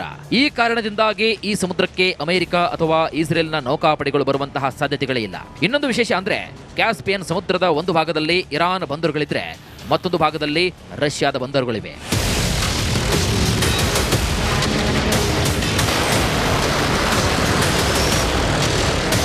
ಇಷ್ಟು ದಿನಗಳ ಕಾಲ ಕ್ಯಾಸ್ಪಿಯನ್ ಸಮುದ್ರದ ಕಾರಿಡಾರ್ನಲ್ಲಿ ರಷ್ಯಾ ಇರಾನ್ ನಡುವೆ ವೆಫನ್ ಸಪ್ಲೈ ಸುರಕ್ಷಿತವಾಗಿ ನಡೀತಾ ಇತ್ತು. ಇದೀಗ ಈ ಕಾರಿಡಾರ್ ಇಸ್ರೇಲ್ನ ಟಾರ್ಗೆಟ್ ಆಗಿದೆ. ಒಂದು ವೇಳೆ ಇಸ್ರೇಲ್ ದಾಳಿಯಿಂದ ರಷ್ಯಾದ ನೌಕೆಗೆ ಹಾನಿಯಾಗಿದ್ರೆ ರಷ್ಯಾ ನೇರವಾಗಿ ಯುದ್ಧಕ್ಕೆ ಇಳಿಯೋದು fix. News desk, Republic Kannada. ನೋಡಿ, ಸದ್ಯಕ್ಕೆ ಚರ್ಚೆ ಆಗ್ತಾ ಇರುವಂತಹ ವಿಚಾರ ಈ ಕ್ಯಾಸ್ಪಿಯನ್ ಸಮುದ್ರ. ಕ್ಯಾಸ್ಪಿಯನ್ ಸಮುದ್ರದ ಮೂಲಕ ರಷ್ಯಾದವರು ಇರಾನ್ನವ್ರಿಗೆ ಹೆಚ್ಚಿನ ವೆಪನ್ಸ್ಗಳನ್ನು ಕಳಿಸ್ಕೊಡ್ತಾ ಇದ್ರು ಅನ್ನುವಂಥದ್ದು. ಈಗ ಈ ಕ್ಯಾಸ್ಪಿಯನ್ ಸಮುದ್ರ ಅಂತ ಅವರು ಕರೀತಾರೆ. ಆದರೆ ಸಂಪೂರ್ಣವಾಗಿ ನೀವು ನನ್ನ ಪಕ್ಕದಲ್ಲಿ ಏನೋ ಆ ದೃಶ್ಯಗಳನ್ನು ಮ್ಯಾಪನ್ನು ಗಮನಿಸ್ತಾ ಇದ್ದೀರಿ, ಇದು ಕ್ಯಾಸ್ಪಿಯನ್ ಸಮುದ್ರ ಅಲ್ವೇ ಅಲ್ಲ. ನ್ಯಾಚುರಲ್ ವಾಟರ್ನ ಫ್ಲೋ ಇದಕ್ಕೆ ಯಾವ ದಿಕ್ಕಿನಿಂದನೂ ಕೂಡ ಇಲ್ಲ. ಕ್ಯಾಸ್ಪಿಯನ್ ಸಿ ಅಂತ ಇದನ್ನು ಕರೀತಾರೆ. ಸಂಪೂರ್ಣವಾಗಿ ಲ್ಯಾಂಡ್ ಲಾಕ್ ಸಿ ಇದು, ಸುತ್ತಲೂ ಕೂಡ ಭೂಮಿಯೇ ಇರೋದು. ಈ ಕ್ಯಾಸ್ಪಿಯನ್ ಸಿ 5 ರಾಷ್ಟ್ರಗಳೊಂದಿಗೆ ತನ್ನ ಬಾರ್ಡರನ್ನು ಹಚ್ಕೊಂಡಿದೆ. Azerbaijan, including Russia, Iran, Kazakhstan, Uzbekistan, ಈ 5 ರಾಷ್ಟ್ರಗಳೊಂದಿಗೆ ಈ ಒಂದು ಕ್ಯಾಸ್ಪಿಯನ್ ಸಮುದ್ರ ಏನಿದೆ ಇದು ತನ್ನ ಗಡಿಯನ್ನು ಹಂಚಿಕೊಂಡಿದೆ. ಅಲ್ಲಿ ರಷ್ಯಾನ ನೀವೇನು ಗಮನಿಸ್ತಾ ಇದ್ದೀರಿ, ರಷ್ಯಾದಿಂದ ಇದೇ ಕ್ಯಾಸ್ಪಿಯನ್ ಸಮುದ್ರದ ಮಾರ್ಗವಾಗಿ ಇರಾನ್ಗೆ ಶಸ್ತ್ರಾಸ್ತ್ರಗಳನ್ನು ಹಡಗುಗಳ ಮೂಲಕ ಕಳಿಸುವಂತ ಕೆಲಸ ಆಗ್ತಾ ಇತ್ತು. ಈ ಸಂದರ್ಭದಲ್ಲಿ ಇಸ್ರೇಲ್ ಎಂಟ್ರಿ ಕೊಟ್ಟು ಆ ಕ್ಯಾಸ್ಪಿಯನ್ ಸಮುದ್ರದ ಮೇಲೇನೆ ಬಾಂಬ್ ಹಾಕಿ ಆ ಶಸ್ತ್ರಾಸ್ತ್ರ ಹೊತ್ತು ಸಾಗುತ್ತಿದ್ದಂತಹ ಹಡಗನ್ನೇ ಉಡಾಯಿಸಿದೆ. ಸೊ ಈ ಕ್ಯಾಸ್ಪಿಯನ್ ಸಮುದ್ರ ಇಷ್ಟು ಶಸ್ತ್ರಾಸ್ತ್ರಗಳನ್ನು ಸಂಗ್ರಹ ಮಾಡೋದಕ್ಕೆ ಆಗಿರಬಹುದು ಅಥವಾ ಬಂದರುಗಳ ಮೂಲಕ ಇರಾನ್ಗೆ ಕಳಿಸೋದಕ್ಕೆ ರಷ್ಯಾದವರಿಗೆ ಅನುಕೂಲ ಆಗುವಂಥದ್ದು. ಈ ರೀತಿ ಪ್ಲೇಸ್ ಇರುವಾಗ ಸುತ್ತಲೂ ಈಗ ಬೇರೆ ಅಮೆರಿಕಾದವರು ಇಲ್ಲಿ ಬಂದು ಅಟ್ಯಾಕ್ ಮಾಡೋದಕ್ಕೆ ಸಾಧ್ಯನೇ ಇಲ್ಲ. ಯಾಕಂದರೆ ನೋಡಿ, ಆ ಕಡೆ ರಷ್ಯಾದವರಿದ್ದಾರೆ, ಈ ಕಡೆ ಇರಾನ್ನವರಿದ್ದಾರೆ. ಇಸ್ರೇಲ್ ಅವರು ದಿಢೀರಂತ ಬಂದು ಮಿಸೈಲ್ ಅಟ್ಯಾಕ್ ಮಾಡಿ ಆ ಶಸ್ತ್ರಗಳನ್ನು ಹೊಂದಿದ್ದಂತಹ ಹಡಗನ್ನು ಸಮುದ್ರದ ಮಧ್ಯದಲ್ಲಿಯೇ ಉಡೀಸ್ ಮಾಡಿದ್ದಾರೆ. ಇದು ಕ್ಯಾಸ್ಪಿಯನ್ ಸಮುದ್ರ. ಅವರು ಕರೆಯೋದು ಇದಕ್ಕೆ ಕ್ಯಾಸ್ಪಿಯನ್ ಸಿ, ಆದರೆ ಲಾರ್ಜೆಸ್ಟ್ ಲೇಕ್ ಅಂತಾನು, ಇದು ದೊಡ್ಡ ಕೆರೆ ಅಂತಾನು ಕೂಡ ಇದನ್ನು ಕರೆಯಲಾಗುತ್ತೆ. ಮುಸ್ಲಿಂ ಮಿಲಿಟರಿ ಮೈತ್ರಿ ಸಾಕಷ್ಟು ಸೌಂಡ್ ಮಾಡ್ತಾ ಇದೆ. ಯಾವಾಗ ಈ ಒಂದು ಯುದ್ಧದ ವಿಚಾರದಲ್ಲಿ ಸೌದಿ ಎಂಟ್ರಿಯನ್ನು ಕೊಡ್ತು, ಅಮೆರಿಕಾದ ಜೊತೆಗೆ ಕೈ ಜೋಡಿಸಿರುವಂಥದ್ದು ಸೌದಿಯ ರಾಜ ಕಿಂಗ್ ಸಲ್ಮಾನ್ ಎಂಟ್ರಿಯ ಬೆನ್ನಲ್ಲೇ ಈಗ ಇರಾನ್ ರಣತಂತ್ರವನ್ನ ರೂಪಿಸ್ತಾ ಇದೆ. ಗಲ್ಫ್ ದೇಶಗಳಿಗೆ ಒಗ್ಗಟ್ಟಿನ ಕರೆ ಕೊಟ್ಟಿರುವಂಥದ್ದು ಸುಪ್ರೀಂ ಲೀಡರ್. OIC ಅಂತೆ ಮುಸ್ಲಿಂ ಸೇನಾ ಮೈತ್ರಿಗೆ ಇರಾನ್ ಕರೆಯನ್ನ ಕೊಟ್ಟಿದೆ. OIC ಈಗಾಗಲೇ ಮುಸ್ಲಿಂ ಕಂಟ್ರಿಗಳ ಹಿತಾಸಕ್ತಿಯನ್ನ ಕಾಪಾಡೋದಕ್ಕೆ ಹುಟ್ಕೊಳ್ಳುವಂತಹ ಒಂದು ಸಂಸ್ಥೆ. 1969ರಲ್ಲಿ ಇದು ಜೆಡ್ಡಾದಲ್ಲಿ ಎಸ್ಟಾಬ್ಲಿಷ್ ಆಗುತ್ತೆ, ಸೌದಿಯ ಒಂದು ಪ್ಲೇಸ್. ಇದರ ಉದ್ದೇಶ ಏನಂತಂದ್ರೆ ಮುಸ್ಲಿಂ ರಾಷ್ಟ್ರಗಳ ರಕ್ಷಣೆಗೆ ದೌಡಾಯಿಸುವಂಥದ್ದು. Organisation of Islamic Cooperation. ಈಗ ಆರ್ಥಿಕ ವ್ಯವಹಾರಕ್ಕಾಗಿ ಇಸ್ಲಾಮಿಕ್ ಸಹಕಾರ ಸಂಘ ಯಾವ ರೀತಿ ಕೆಲಸ ಮಾಡುತ್ತೋ ಎಲ್ಲ ವಿಚಾರಗಳನ್ನ ಇಟ್ಕೊಂಡು ಅದೇ ರೀತಿ ಎಲ್ಲ ಮುಸ್ಲಿಂ ದೇಶಗಳು ಆ ಮಿಲಿಟರಿ ನಮ್ಮ ಜೊತೆಗೆ ಕೈ ಜೋಡಿಸಬೇಕು ಅಂತ ಇರಾನ್ ಹೇಳ್ತಾ ಇರೋದು. ಈ OICಯಲ್ಲಿ 57 ಮುಸ್ಲಿಂ ದೇಶಗಳು ಇದೆ. 57 ಮುಸ್ಲಿಂ ದೇಶಗಳ ಒಕ್ಕೂಟ OIC. ಇದೇ ಮಾದರಿಯಲ್ಲಿ ಮಿಲಿಟರಿ ಮೈತ್ರಿಗೆ ಕರೆ ಕೊಟ್ಟಿದ್ದಾರೆ ಇರಾನ್ ಸುಪ್ರೀಂ ಲೀಡರ್ಸ್. ಇಸ್ಲಾಂ ಖುರಾನ್ ಆಧಾರದಲ್ಲಿ ಮೈತ್ರಿಗೆ ಇರಾನ್ ಮನವಿಯನ್ನ ಮಾಡಿಕೊಂಡಿದೆ. ಎಲ್ಲ ಮುಸ್ಲಿಂ ರಾಷ್ಟ್ರಗಳು, ನಮ್ಮ ಅಕ್ಕಪಕ್ಕದ ಮುಸ್ಲಿಂ ರಾಷ್ಟ್ರಗಳು ನಮ್ಮ ಸಹಾಯಕ್ಕೆ ಬರಬೇಕು, ನಮ್ಮ ಜೊತೆಗೆ ನಿಲ್ಲಬೇಕು, ಮಿಲಿಟರಿ ಮೈತ್ರಿಯನ್ನ ನಾವು ಮಾಡಿಕೊಳ್ಳೋಣ ಅಂತ ಹೇಳಿ. ಇದೇ ಸಂದರ್ಭದಲ್ಲಿ ಈ ಮಿಡ್ಲ್ ಈಸ್ಟ್ ಕಂಟ್ರೀಸ್ಗಳಿಗೆ ಅಮೆರಿಕ ಏನ್ ಮಾಡಿದೆ ಅನ್ನೋದನ್ನು ಕೂಡ ನೆನಪು ಮಾಡಿಕೊಡುವ ಕೆಲಸವನ್ನ ಇರಾನ್ ಮಾಡ್ತಾ ಇದೆ. ಮಧ್ಯಪ್ರಾಚ್ಯದ ದೇಶಗಳಿಗೆ ಅಮೆರಿಕ ಏನ್ ಕೊಟ್ಟಿದೆ, ನಿಮ್ಮ ರಕ್ಷಣೆಗಾಗಿ ಒಂದು ಗುಂಡನ್ನಾದರೂ ಕೂಡ ಅವರು ಹಾರಿಸ್ತಾರಾ? ಇವೆಲ್ಲವನ್ನು ಕೂಡ ನೀವು ಗಮನಿಸಿ. ನಮ್ಮ ಮುಸ್ಲಿಂ ರಾಷ್ಟ್ರಗಳು ಒಂದಾಗಬೇಕು, ಮಿಲಿಟರಿ ಮೈತ್ರಿಯನ್ನ ಮಾಡ್ಕೋಬೇಕು, ಇಂಥ ದೇಶಗಳ ಹುಟ್ಟಡಗಿಸುವ ಕೆಲಸವನ್ನ ಮಾಡಬೇಕು ಅಂತ ಇರಾನ್ ಸುಪ್ರೀಂ ಲೀಡರ್ಸ್ ಈಗ ಕರೆ ಕೊಟ್ಟಿದ್ದಾರೆ. ಇಸ್ರೇಲ್ಗಾಗಿ ನಿಮ್ಮನ್ನ ಬಲಿಪಶು ಮಾಡಲಾಗ್ತಾ ಇದೆ ಸದ್ಯದ ಪರಿಸ್ಥಿತಿಯಲ್ಲಿ, ಇದನ್ನ ಅರ್ಥ ಮಾಡಿಕೊಳ್ಳಿ ಅಂತ ಇರಾನ್ ಮಧ್ಯಪ್ರಾಚ್ಯ ರಾಷ್ಟ್ರಗಳಿಗೆ ಹೇಳ್ತಾ ಇದೆ.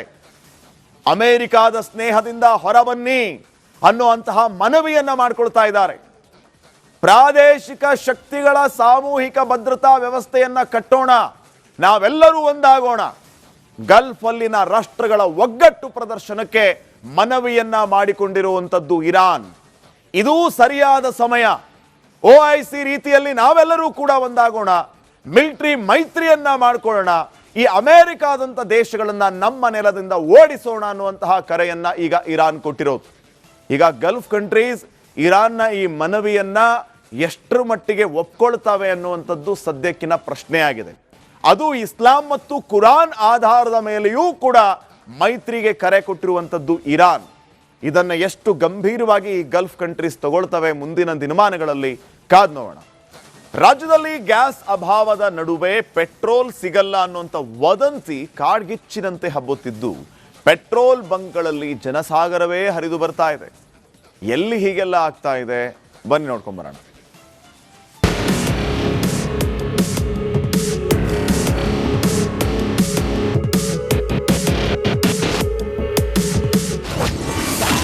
ವದಂತಿಗೆ ರಾಜ್ಯದ ಜನ ಕಂಗಾಲು, ಪೆಟ್ರೋಲ್ ಬಂಕ್ಗೆ ಜನ ದುಂಬಾಲು.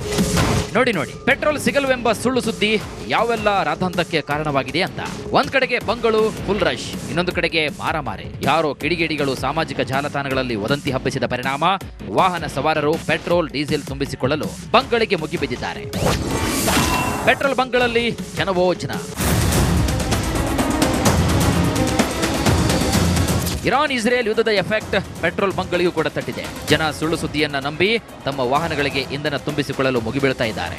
ಪೆಟ್ರೋಲ್ ಮತ್ತು ಡೀಸೆಲ್ ಬಂಕ್ಗಳಲ್ಲೂ ಕೂಡ ಹಾಹಾಕಾರ ಎದುರಾಗ್ತಾ ಇದೆಯಾ ಅಂತಕ್ಕಂಥ ಒಂದು ಪ್ರಶ್ನೆ ಈಗ ಎದುರಾಗ್ತಾ ಇದೆ. ಸದ್ಯ ನಾನೀಗ ಹುಬ್ಬಳ್ಳಿಯ ಅಕ್ಷಯ ಪಾರ್ಕ್ ಬಳಿ ಇರತಕ್ಕಂಥ ಪೆಟ್ರೋಲ್ ಬಂಕ್ ಬಳಿ ಇದ್ದೀನಿ. ದೃಶ್ಯದಲ್ಲಿ ತಾವು ಗಮನಿಸ್ತಾ ಇರ್ಬೋದು, ಪೆಟ್ರೋಲ್ ಮತ್ತು ಡೀಸೆಲ್ನ ಅಭಾವ ಸೃಷ್ಟಿ ಆಗ್ತಾ ಇದೆ ಅಂತಕ್ಕಂಥ ಕೆಲವೊಂದಿಷ್ಟು ಮಾಹಿತಿಗಳ ಹಿನ್ನೆಲೆಯಲ್ಲಿ ಬೆಳಗ್ಗೆಯಿಂದನೂ ಕೂಡ 5-6 ಗಂಟೆಯಿಂದನೂ ಕೂಡ ಸಾರ್ವಜನಿಕರು, ವಾಹನ ಸವಾರರು ಪೆಟ್ರೋಲ್ ಬಂಕ್ಗಳತ್ತ ಲಗ್ಗೆ ಇಡ್ತಾ ಇದ್ದಾರೆ.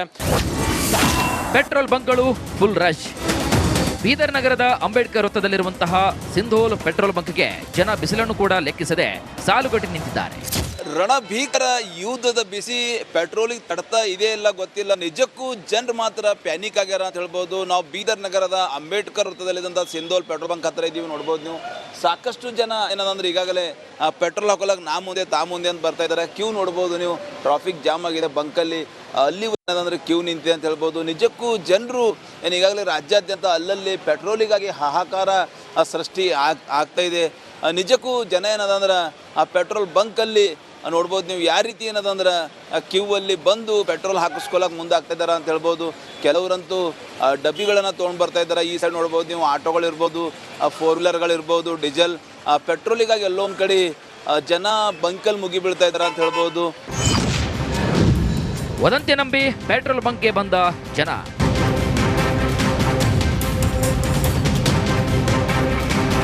ಇನ್ನು ಚಿಕ್ಕೋಡಿಯಲ್ಲಿಯೂ ಕೂಡ ಸುಳ್ಳು ಸುದ್ದಿ ನಂಬಿ ಜನ ಪೆಟ್ರೋಲ್ ಡೀಸೆಲ್ ತುಂಬಿಸಿಕೊಳ್ಳಲು ಕ್ಯೂ ನಿಂತಿದ್ರು. ಪೆಟ್ರೋಲ್ ಬಂಕ್ನಲ್ಲಿ ಮಾರಾಮಾರಿ.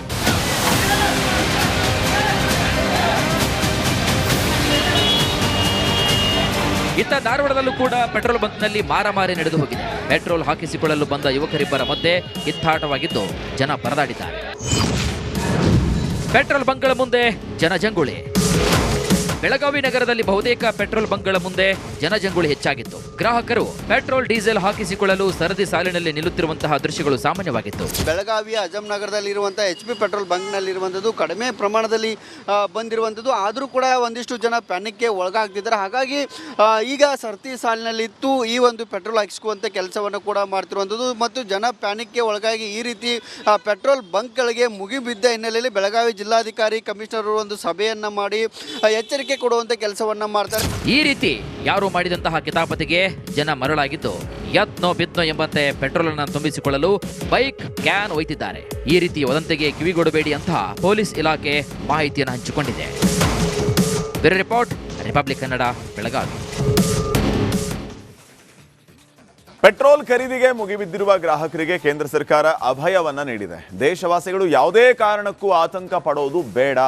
ದೇಶದಲ್ಲಿ ಪೆಟ್ರೋಲಿಯಂ ಮತ್ತು ಗ್ಯಾಸ್ ಅಭಾವ ಇಲ್ಲ. ಗ್ಯಾಸ್ ತೈಲ ಪೂರೈಕೆಯಲ್ಲಿ ವ್ಯತ್ಯಯ ಆಗಿಲ್ಲ. ಪೆಟ್ರೋಲ್ ಡೀಸೆಲ್ ಸಂಗ್ರಹ ಸಾಕಷ್ಟಿದೆ ಅಂತ ಮನವಿಯನ್ನ ಮಾಡಿದ್ದಾರೆ.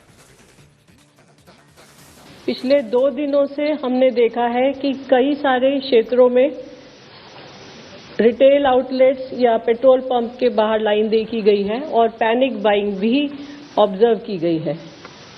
मैं देशवासियों को विश्वास दिलाना चाहती हूं कि हमारे पास पेट्रोल और डीजल पर्याप्त मात्रा में उपलब्ध है. कहीं पर भी किसी पेट्रोल पंप पर कोई कमी नहीं है. पेट्रोल पंप को सप्लाई करने वाले टर्मिनल्स पर भी पर्याप्त मात्रा में उपलब्ध है. इसलिए अफवाहों पर विश्वास न करें. और पैनिक बाइंग से बचें। ರಾಜ್ಯದಲ್ಲಿ ಇರಾನ್ ಇಸ್ರೇಲ್ ಯುದ್ಧ ಕಾವು ದಿನೇ ದಿನೇ ಹೆಚ್ಚಾಗ್ತಾ ಇದೆ. ಇಷ್ಟು ದಿನ ಕಮರ್ಷಿಯಲ್ ಗ್ಯಾಸ್ ಸಿಗದೆ ಪರದಾಡಿದ ಜನ ಈಗ ಗೃಹ ಬಳಕೆ LPG ಸಿಲಿಂಡರ್ಗಾಗಿ ಕ್ಯೂ ನಿಲ್ಲುವಂತಾಗಿದೆ. ಎಲ್ಲೆಲ್ಲಿ ಯಾವ ಜಿಲ್ಲೆಯಲ್ಲಿ ಏನೇನು ಸಮಸ್ಯೆ ಇದೆ, ಯಾವ ರೀತಿಯ ಪರಿಸ್ಥಿತಿಯನ್ನ ಜನ ಎದುರಿಸ್ತಾ ಇದ್ದಾರೆ, ಬನ್ನಿ ನೋಡ್ಕೊಂಡ್ ಬರೋಣ.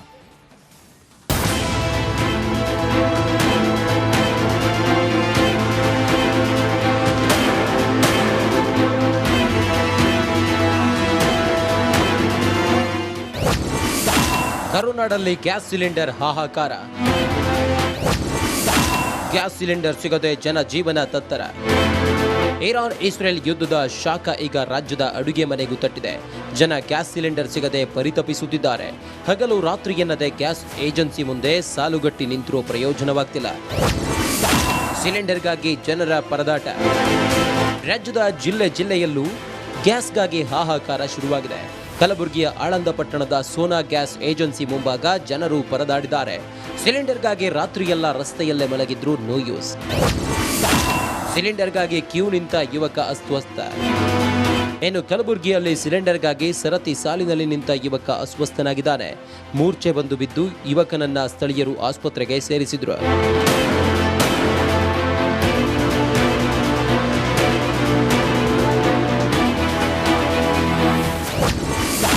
ಗ್ಯಾಸ್ ಇಲ್ಲದೆ ಹೋಟೆಲ್ ಬಂದ್. ಇನ್ನು ಕುಂದಾನಗರಿ ಬೆಳಗಾವಿಯಲ್ಲಿ ಕಮರ್ಷಿಯಲ್ ಗ್ಯಾಸ್ ಅಭಾವ ಮುಂದುವರೆದಿದೆ. ಗ್ಯಾಸ್ ಸಪ್ಲೈ ಇಲ್ಲದೆ ಇರೋದ್ರಿಂದ ಅಜಂ ನಗರದ ಪ್ರಭು ಹೋಟೆಲ್ ಕ್ಲೋಸ್ ಆಗಿದೆ. ಬೆಳಗಾವಿಯ ಅಜಂ ನಗರದಲ್ಲಿರುವಂಥದ್ದು. ಇಲ್ಲಿ ಬೀದಿ ಬದಿ ವ್ಯಾಪಾರಸ್ಥರು ಇರ್ಬೋದು ಅಥವಾ ಸಣ್ಣ ಪುಟ್ಟ ಎಗ್ ರೈಸ್ ಫಾಸ್ಟ್ ಫುಡ್ ಅಂಗಡಿಗಳನ್ನು ಇಟ್ಕೊಂಡವರು ಕೂಡ ಗ್ಯಾಸ್ ಇಲ್ಲದೆ ಅವರು ಕೂಡ ಇಲ್ಲಿ ಸಂಪೂರ್ಣವಾಗಿ ಬಂದ್ ಮಾಡಿರುವಂಥದ್ದು. ಯಾಕೆಂದರೆ ಗ್ಯಾಸ್ ಸಿಕ್ಕಿಲ್ಲ, ಹಾಗಾಗಿ ನಾವು ಬಂದ್ ಮಾಡಿದ್ದೇವೆ ಅನ್ನೋಂಥಲ್ಲಿ ಹೇಳಿಕೆಯನ್ನು ಕೊಟ್ಟಿರುವಂಥದ್ದು. ಸದ್ಯ ನಾನಿರುವಂಥ ಸ್ಥಳ ಪ್ರಭು ಹೋಟೆಲ್ ಮುಂಭಾಗದಲ್ಲಿರುವಂಥದ್ದು. ಅವರು ನೇರವಾಗಿ ನೋ ಗ್ಯಾಸ್ ಅನ್ನೋ ನಿಟ್ಟಿನಲ್ಲಿ ಬೋರ್ಡನ್ನು ಕೂಡ ಹಾಕಿರುವಂಥದ್ದು. ಅಂದರೆ ನಮಗೆ ಕಮರ್ಷಿಯಲ್ ಗ್ಯಾಸ್ ಸಿಕ್ಕಿಲ್ಲ, ಹಾಗಾಗಿ ನಾವು ಇದನ್ನು ಸಂಪೂರ್ಣವಾಗಿ ಬಂದ್ ಮಾಡಿದ್ದೇವೆ ಅನ್ನೋ ನಿಟ್ಟಿನಲ್ಲಿ ಬೋರ್ಡನ್ನು ಕೂಡ ಹಾಕಿರುವಂಥದ್ದು. ಹಾಗಾಗಿ ಗ್ರಾಹಕರು ಬಂದಂಥವರು ವಾಪಸ್ ಕೂಡ ಹೋಗ್ತಿರುವಂಥದ್ದು. 1600 ಕಮರ್ಷಿಯಲ್ ಗ್ಯಾಸ್ಗಳ ಬೇಡಿಕೆ ಇದ್ದು ಕೇವಲ 600 ಗ್ಯಾಸ್ಗಳನ್ನು ಮಾತ್ರ ಸಪ್ಲೈ ಮಾಡಲಾಗುತ್ತಿದ್ದು ಹೋಟೆಲ್ ಮಾಲೀಕರು ಬೇರೆ ದಾರಿ ಇಲ್ಲದೆ ಬಾಗಿಲು ಮುಚ್ಚುತ್ತಿದ್ದಾರೆ. ಬಂದಾಗಿ 2 ದಿವಸ ಆಯ್ತು, ಮತ್ತೆ ಸಿಲಿಂಡರ್ ಸಿಗದೆ ಶನಿವಾರದಿಂದ ಸಿಲಿಂಡರ್ ಸಿಕ್ಕಿಲ್ಲ. ಸ್ವಲ್ಪ ಇತ್ತು, ಅದನ್ನ 2 ದಿವಸ ಮಾಡ್ಕೊಂಡು ಮುಗಿಸಿದೆವು. ಅಲ್ಲ ಸರ್, ಈಗ ಏನಂತಾರೆ ಸರ್ ಅವ್ರ ಏಜೆನ್ಸಿ ಅವ್ರು ಏನಂತ? ಲೋಡ್ ಬಂದಿಲ್ಲ ಅಂತ. ಲೋಡ್ ಬಂದಿಲ್ಲ, ನಾಳೆ ಇವತ್ತು ಸಿಲಿಂಡರ್ ಕೊಡ್ತೇವೆ ಅಂತ ಹೇಳಿದ್ದಾರೆ. ಅಲ್ಲ, ಸರ್ಕಾರದವ್ರು ಹೇಳ್ತಾರೆ ಯಾವುದೇ ಸಮಸ್ಯೆ ಇಲ್ಲ ನಮ್ಮ ಕಡೆ ಅಂತ. ಹೌದು, ಸರ್ಕಾರದವ್ರು ಹೇಳ್ತಾರೆ ಸರ್, ಇವ್ರು ಕೊಡಬೇಕಲ್ಲ ಸಿಲಿಂಡರ್, ಇವ್ರು ಕೊಟ್ಟರೆ ನಾವು ಓಪನ್ ಮಾಡೋದು. ಸಿಲಿಂಡರ್ ಸಿಗದೆ ಸೌದಿ ವಲಯ ಗತಿ. ಸಿಲಿಂಡರ್ಗಳು ಸಿಗದೇ ಇರೋದ್ರಿಂದ ಕಟ್ಟಿಗೆ ವಲಯ ಒಂದು ಮೊರೆಯನ್ನು ಕೂಡ ನೋಡ್ತಾ ಇರ್ಬೋದು. ಹೋಟೆಲ್ನ ಹೊರಭಾಗದಲ್ಲಿ ಸೌದೆಗಳನ್ನು ರಾಶಿ ಹಾಕುವ ದೃಶ್ಯ ಗಮನಿಸ್ಬೋದು. ಇನ್ನೊಂದೆಡೆ ಅಂದರೆ ಕಟ್ಟಿಗೆಯ ಒಲೆಗಳ ಮೂಲಕ ಅಡುಗೆಯನ್ನು ಮಾಡ್ತಾ ಇರುವ ದೃಶ್ಯವನ್ನು ಕೂಡ ನೀವು ಗಮನಿಸಬಹುದು. ಕಳೆದ ಕೆಲವು ದಿನಗಳಿಂದ ಶಿರ್ಸಿ ನಗರದ ಮಧುವನದ ಹೋಟೆಲ್ನಲ್ಲಿ ಪರ್ಯಾಯ ವ್ಯವಸ್ಥೆಯಾಗಿ ಮಾಡಿಕೊಂಡಿರುವಂಥ ಈ ದೃಶ್ಯ ಅಂತಲೇ ಹೇಳ್ಬೋದು. ಒಂದು ಸೌದೆ ಒಲೆ ಬೆಲೆ 25,000. ಮಡಿಕೇರಿಯಲ್ಲಿ ಹೋಟೆಲ್ ಮಾಲೀಕರು ಸಂಪೂರ್ಣವಾಗಿ ಸೌದೆವನ್ನೇ ಈಗ ಅವಲಂಬನೆ ಮಾಡಿರುವಂಥದ್ದು. ಸೌದೆ ಒಲೆಯಿಂದ ಅಡುಗೆ ಮಾಡ್ತಿರುವಂಥದ್ದು. ಈಗ ನಾವು ಮಡಿಕೇರಿ ರಾಜದರ್ಶನ್ ಹೋಟೆಲ್ ಅಂತ ಇದೆ, ಇಲ್ಲಿ ನೋಡಿ ಸಂಪೂರ್ಣವಾಗಿ ಒಲೆಗಳನ್ನು ತಂದು, ಹೊಸ ಒಲೆ ಇದು, ಅಂದರೆ 25,000 ಒಂದೊಂದು ಒಲೆಗೆ ಕೊಟ್ಟು ತಂದು ಈ ರೀತಿ ಅಡುಗೆ ಮಾಡ್ತಾ ಇದ್ದಾರೆ. ನೋಡಿ, ಗ್ಯಾಸ್ಗಿಂತ ಚೆನ್ನಾಗಿದೆ ಅಂತ ಅವರು ಹೇಳ್ತಾ ಇದ್ದಾರೆ. ಅಂದರೆ ಇಲ್ಲಿ ಸಿಸ್ಟಮ್ ಯಾವ ರೀತಿ ಇದೆ ಅಂತ ನೋಡಿ, ಅಲ್ಲಿ ಕರೆಂಟ್ ಕನೆಕ್ಷನ್ ಕೊಟ್ಟಿದ್ದಾರೆ. ಅಂದರೆ ಇದು ಏರ್ ಹೋಗಲಿಕ್ಕೆ, ಗಾಳಿ ಹೋಗಲಿಕ್ಕೆ, ಇಲ್ಲಿ ಊದುವಂಥ ಕೆಲಸ ಇಲ್ಲ, ಗಾಳಿ ಅದಾಗೆ ಹೋಗ್ತಾ ಇರ್ತದೆ, ಅಲ್ಲಿ ಸೌದೆ ಉರಿತಾ ಇರ್ತದೆ. ಸೌದೆ ಹಾಕಿದರೆ ಸಾಕು, ಚೆನ್ನಾಗಿ ಅಡುಗೆ ಆಗುತ್ತೆ. ಅಂದರೆ ಅವರು ಹೇಳ್ತಿರುವ ಪ್ರಕಾರ ಗ್ಯಾಸಲ್ಲಿ 1 ಗಂಟೆಯಲ್ಲಿ ಆಗುವಂಥದ್ದು ಅರ್ಧ ಗಂಟೆಯಲ್ಲಿ ಇದು ಆಗ್ತಾ ಇದೆ. ತುಂಬ ಚೆನ್ನಾಗಿದೆ ಅಂತ ಅವ್ರು ಹೇಳ್ತಾ ಇದ್ದಾರೆ. ಯೂಟ್ಯೂಬಲ್ಲಿ ನೋಡಿ ಈ ಒಲೆಯನ್ನು ಖರೀದಿ ಮಾಡಿ ತಂದಿರುವಂಥದ್ದು. ಒಂದಕ್ಕೆ 25,000 ಈ ರೀತಿ ಆಗ್ತಾ ಇದೆ. ಹೇಗೆ ರಾಜ್ಯದ ಜಿಲ್ಲೆಗಳಲ್ಲಿ ಗ್ಯಾಸ್ಗಾಗಿ ಹಾಹಾಕಾರ ತಲೆದೋರಿದೆ. ಜನ ಏಜೆನ್ಸಿಗೆ ಶಾಪ ಹಾಕ್ತಿದ್ರೆ ಏಜೆನ್ಸಿ ಮಾಲೀಕರು ಸರ್ಕಾರಕ್ಕೆ ಹೊಣೆ ಮಾಡುತ್ತಿದ್ದಾರೆ. ಈ ಪರಿಸ್ಥಿತಿ ಹೀಗೆ ಮುಂದುವರೆದರೆ ಸಮಸ್ಯೆಗೆ ಪರಿಹಾರ ಕಷ್ಟ ಸಾಧ್ಯ. Bureau report, Republic Kannada. ನೋಡಿ, ಸೋಷಿಯಲ್ ಮೀಡಿಯಾದಲ್ಲಿ ನಾನಾ ರೀತಿಯ ವದಂತಿಗಳನ್ನು ನೀವು ನೋಡ್ತಾ ಇರ್ತೀರಿ. ಆದರೆ ಜನರಿಗೆ ಹೇಳೋದೇನಂತಂದರೆ ಅಧಿಕೃತ ಪ್ರಕಟಣೆ ಅಂತ ಇರುತ್ತಲ್ಲ, ಆ ಅಧಿಕೃತ ಪ್ರಕಟಣೆಗಳನ್ನು ಮಾತ್ರ ನೀವು ನಂಬಿ. ಸೋಷಿಯಲ್ ಮೀಡಿಯಾದಲ್ಲಿ ಯಾರೋ ಏನೋ ಹೇಳಿದರು ಅಥವಾ ಯಾರೋ ಏನೋ ಬರೆದ್ರು, ಆ ವದಂತಿಗಳಿಗೆ ದಯವಿಟ್ಟು ಕಿವಿಗೊಡಬೇಡಿ ಅನ್ನುವಂಥದ್ದು ಕೇಂದ್ರ ಸರ್ಕಾರದ ಮನವಿ ಕೂಡ ಆಗಿದೆ. ಗ್ಯಾಸ್ ಬುಕಿಂಗ್ ಡೇಟ್ನಲ್ಲಿ ಬದಲಾವಣೆ ಅನ್ನುವಂಥದ್ದು ಇಲ್ಲ. LPG ಗ್ರಾಹಕರು ಗಮನಿಸಬೇಕು, ಯಾವುದೇ ವದಂತಿಗಳಿಗೆ ಕಿವಿಗೊಡಬೇಡಿ. ಸಿಂಗಲ್ ಡಬಲ್ ಸಿಲಿಂಡರ್ಗೆ ಪ್ರತ್ಯೇಕ ಬುಕಿಂಗ್ ಅವಧಿ ಅಂತ ಇಲ್ಲ. ನಗರ ಗ್ರಾಮೀಣ ಪ್ರದೇಶಕ್ಕೆ ಸ್ವಲ್ಪ ವ್ಯತ್ಯಾಸಗಳಿದೆ. ನಗರದಲ್ಲಿ 25 ದಿನ, ಗ್ರಾಮೀಣ ಪ್ರದೇಶಕ್ಕೆ 45 ದಿನಗಳನ್ನು ನಿಗದಿ ಮಾಡಿದ್ದಾರೆ. LPG ರೀಫಿಲಿಂಗ್ಗೆ ಯಾವುದೇ ರೀತಿಯ ಬದಲಾವಣೆಗಳನ್ನು ಮಾಡಿಲ್ಲ. ಪೆಟ್ರೋಲಿಯಂ ನೈಸರ್ಗಿಕ ಅನಿಲ ಸಚಿವಾಲಯ ಈ ಮನವಿಯನ್ನ ಮಾಡಿಕೊಂಡಿದೆ. ವದಂತಿಗಳಿಗೆ ಕಿವಿಗೊಡಬೇಡಿ, ಪ್ಯಾನಿಕ್ ಬುಕಿಂಗ್ ಮಾಡಬೇಡಿ. ದೇಶದಲ್ಲಿ ಸಾಕಷ್ಟು LPG ದಾಸ್ತಾನಿದೆ, ಆತಂಕ ಬೇಡ. ಪ್ಯಾನಿಕ್ ಬುಕಿಂಗ್ನಿಂದ ಅನವಶ್ಯಕ ಒತ್ತಡ ನಿರ್ಮಾಣ ಆಗುತ್ತೆ. ಅಧಿಕೃತ ಮಾಹಿತಿಗಳನ್ನು ಮಾತ್ರ ನಂಬಿ ಅಂತ ಮನವಿಯನ್ನ ಮಾಡಿಕೊಂಡಿದೆ. ಇನ್ನು ನೆಕ್ಸ್ಟ್ 1978ರಿಂದ ಕಾಂಗ್ರೆಸ್ ಪಕ್ಷದ ರಾಷ್ಟ್ರೀಯ ಪ್ರಧಾನ ಕಚೇರಿಯಾಗಿದ್ದ ಕಟ್ಟಡವೂ ಈಗ ಕೈಬಿಟ್ಟು ಹೋಗುವ ಸನ್ನಿವೇಶ ನಿರ್ಮಾಣ ಆಗಿದೆ. ಶನಿವಾರದೊಳಗೆ ಬಂಗ್ಲೆ ಬಿಡಿ ಅಂತ ಕೇಂದ್ರ ನೋಟಿಸ್ ಅನ್ನ ನೀಡಿದ್ದು ರಾಜಕೀಯ ಕದನ ಶುರುವಾಗಿದೆ.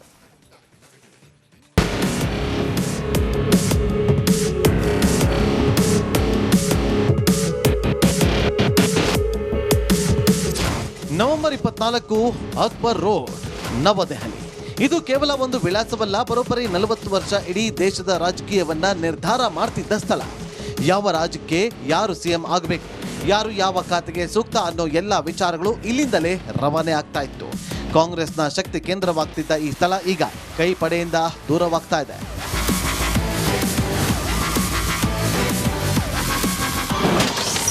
ಕಾಂಗ್ರೆಸ್ಗೆ ಕೇಂದ್ರ ಸರ್ಕಾರದ ಮತ್ತೊಂದು ಶಾಕ್. ಅಕ್ಬರ್ ರಸ್ತೆಯ ಕಚೇರಿ ತೆರವಿಗೆ ಫೈನಲ್ ನೋಟಿಸ್. ಹೌದು, ನವದೆಹಲಿಯ ಅಕ್ಬರ್ ರಸ್ತೆಯಲ್ಲಿರುವ ಕಾಂಗ್ರೆಸ್ ಕಚೇರಿ ಕಳೆದ 48 ವರ್ಷಗಳಿಂದ ಪಕ್ಷದ ಪ್ರಧಾನ ಕಚೇರಿಯಾಗಿತ್ತು. ಆದರೆ ಇದೀಗ ಕಾಂಗ್ರೆಸ್ ಎಐಸಿಸಿ ಕಚೇರಿ ಮತ್ತು ಯೂತ್ ಕಾಂಗ್ರೆಸ್ ಆಫೀಸ್ಗಳು ಇದ್ದ 2 ಕಟ್ಟಡಗಳನ್ನು ತೆರವುಗೊಳಿಸಲೇಬೇಕಾದ ಸನ್ನಿವೇಶ ಸೃಷ್ಟಿಯಾಗಿದೆ.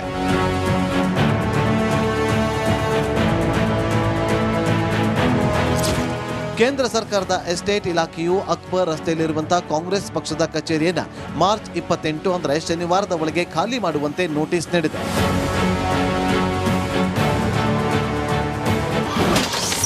ಬಿಜೆಪಿಯಂತೆಯೇ ಕಾಂಗ್ರೆಸ್ ಕೂಡ 2023ರಲ್ಲಿ ಹೊಸ ಆಫೀಸ್ ಓಪನ್ ಮಾಡಿದೆ. ನವದೆಹಲಿಯ ಕೋಟ್ಲಾ ಮಾರ್ಗದಲ್ಲಿ ಕಾಂಗ್ರೆಸ್ ನೂತನ ಕಚೇರಿ ಇಂದಿರಾ ಭವನ ಉದ್ಘಾಟನೆಗೊಂಡಿದೆ. ಅಲ್ಲಿಯವರೆಗೂ 24 ಅಕ್ಟೋಬರ್ ರೋಡ್ನಲ್ಲಿರುವಂತಹ ಬಂಗಲೆಯ ಪಕ್ಕದ ರಾಷ್ಟ್ರೀಯ ಪ್ರಧಾನ ಕಚೇರಿಯಾಗಿತ್ತು. ಪಕ್ಷ ತನ್ನ ಚಟುವಟಿಕೆಗಳನ್ನು ಇಂದಿರಾ ಭವನಕ್ಕೆ ವರ್ಗಾಯಿಸಿದ ಮೇಲೂ ಅಕ್ಬರ್ ರಸ್ತೆಯಲ್ಲಿರುವ ಕಟ್ಟಡಕ್ಕೆ ಮಾರುಕಟ್ಟೆ ದರದಂತೆ ಬಾಡಿಗೆ ಪಾವತಿ ಮಾಡ್ತಾ ಇತ್ತು. ಆದರೆ ಈಗ ಕೇಂದ್ರ ಸರ್ಕಾರದ ಎಸ್ಟೇಟ್ ಇಲಾಖೆ ಕಟ್ಟುನಿಟ್ಟಿನ ಆದೇಶ ಹೊರಡಿಸಿದ್ದು ಬರುವ ಮಾರ್ಚ್ 28ರ ಗಡುವಿನ ಒಳಗೆ ಕಚೇರಿ ಸಂಪೂರ್ಣ ಖಾಲಿ ಮಾಡುವಂತೆ ತಾಕೀತು ಮಾಡಿದೆ.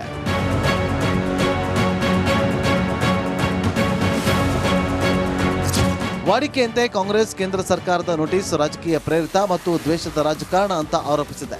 ಈ ನೋಟಿಸ್ ಕಾನೂನು ಬಾಹಿರ ಎಂದು ಟೀಕಿಸಿದ್ದು ಕಾನೂನು ಹೋರಾಟಕ್ಕೆ ಮುಂದಾಗಿದೆ.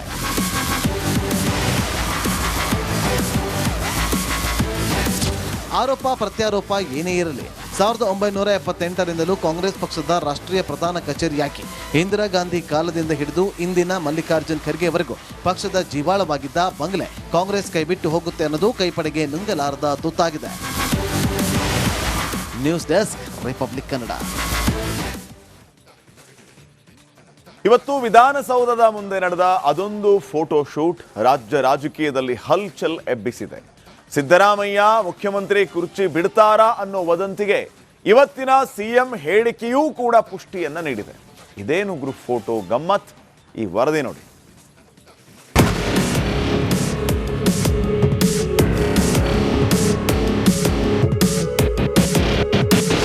ಸಿದ್ದರಾಮಯ್ಯ ಅವರ 2ನೇ ಅವಧಿಯ ಸರ್ಕಾರಕ್ಕೆ 3 ವರ್ಷ ಪೂರ್ಣಗೊಂಡಿದೆ. ಸಿದ್ದರಾಮಯ್ಯ ಡಿಕೆಶಿ ನಡುವೆ 2020 ಒಪ್ಪಂದವಾಗಿದೆ. ಡಿಕೆಶಿಗೆ ಅಧಿಕಾರ ಹಸ್ತಾಂತರವಾಗುತ್ತೆ ಅನ್ನೋ ಚರ್ಚೆ ಬಹುದಿನಗಳಿಂದ ನಡೆಯುತ್ತಲೇ ಇದೆ. ಸಿಎಂ ಬಜೆಟ್ ಮಂಡಿಸಿ ಕುರ್ಚಿಯಿಂದ ಕೆಳಗೆ ಇಳಿತಾರೆ ಅನ್ನೋ ಮಾತು ಕೂಡ ಇತ್ತು. ಇಂದು ವಿಧಾನಸೌಧದಲ್ಲಿ ನಡೆದ 2 ಘಟನೆಗಳು ಈ ಚರ್ಚೆಗೆ ಪುಷ್ಟಿ ನೀಡುತ್ತಿವೆ. ಕುರ್ಚಿ ಬಿಟ್ಟುಕೊಡಲು ಸಿದ್ಧರಾದ್ರ ಸಿಎಂ. ಫೋಟೋಶೂಟ್, ಸದನದ ಒಳಗೆ ವ್ಯರ್ಗದ ಮಾತು. ರಾಜ್ಯ ರಾಜಕಾರಣದಲ್ಲಿ ಸಂಪುಟ ಪುನಾರಚನೆಯ ಸುದ್ದಿ ಸದ್ದು ಮಾಡುತ್ತಿರುವ ಹೊತ್ತಲೇ ಸ್ಪೀಕರ್ ಖಾದರ್ ವಿಧಾನಸೌಧದ ಗ್ರ್ಯಾಂಡ್ ಸ್ಟೆಪ್ ಮುಂಭಾಗ ಶಾಸಕರ ಫೋಟೋ ಶೂಟ್ ಮಾಡಿಸಿದ್ದಾರೆ. ಇದಕ್ಕೆ ಈ ಗ್ರೂಪ್ ಫೋಟೋ ಭಾರಿ ವ್ಯಾಖ್ಯಾನಗಳಿಗೆ ಎಡೆ ಮಾಡಿಕೊಟ್ಟಿದೆ.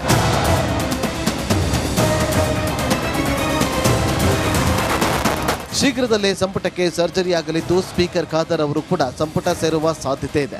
ಹೀಗಾಗಿಯೇ ವಿಧಾನಸಭೆ ಮುಕ್ತಾಯಕ್ಕೂ ಮೊದಲೇ ಫೋಟೋಶೂಟ್ ಮಾಡಿಸಿದ್ದಾರೆ ಎಂಬ ಮಾತಿದೆ. ಮೇ ತಿಂಗಳಲ್ಲಿ ಸಂಪುಟ ಪುನಾರಚನೆ ಆಗುವುದು ಬಹುತೇಕ ಫಿಕ್ಸ್. ಸ್ಪೀಕರ್ ಖಾದರ್ ಅವರು ಸಂಪುಟಕ್ಕೆ ಸೇರ್ಪಡೆ ಆಗುವ ಸಾಧ್ಯತೆ ಇರಬಹುದು. ಆ ಉದ್ದೇಶದಿಂದ ಫೋಟೋಶೂಟ್ ನಡೆದಿದೆ ಅಂತ ವಿಧಾನಸೌಧದ ಮೊಗಸಾಲೆಯಲ್ಲಿ ಭಾರೀ ಚರ್ಚೆಯಾಗಿದೆ.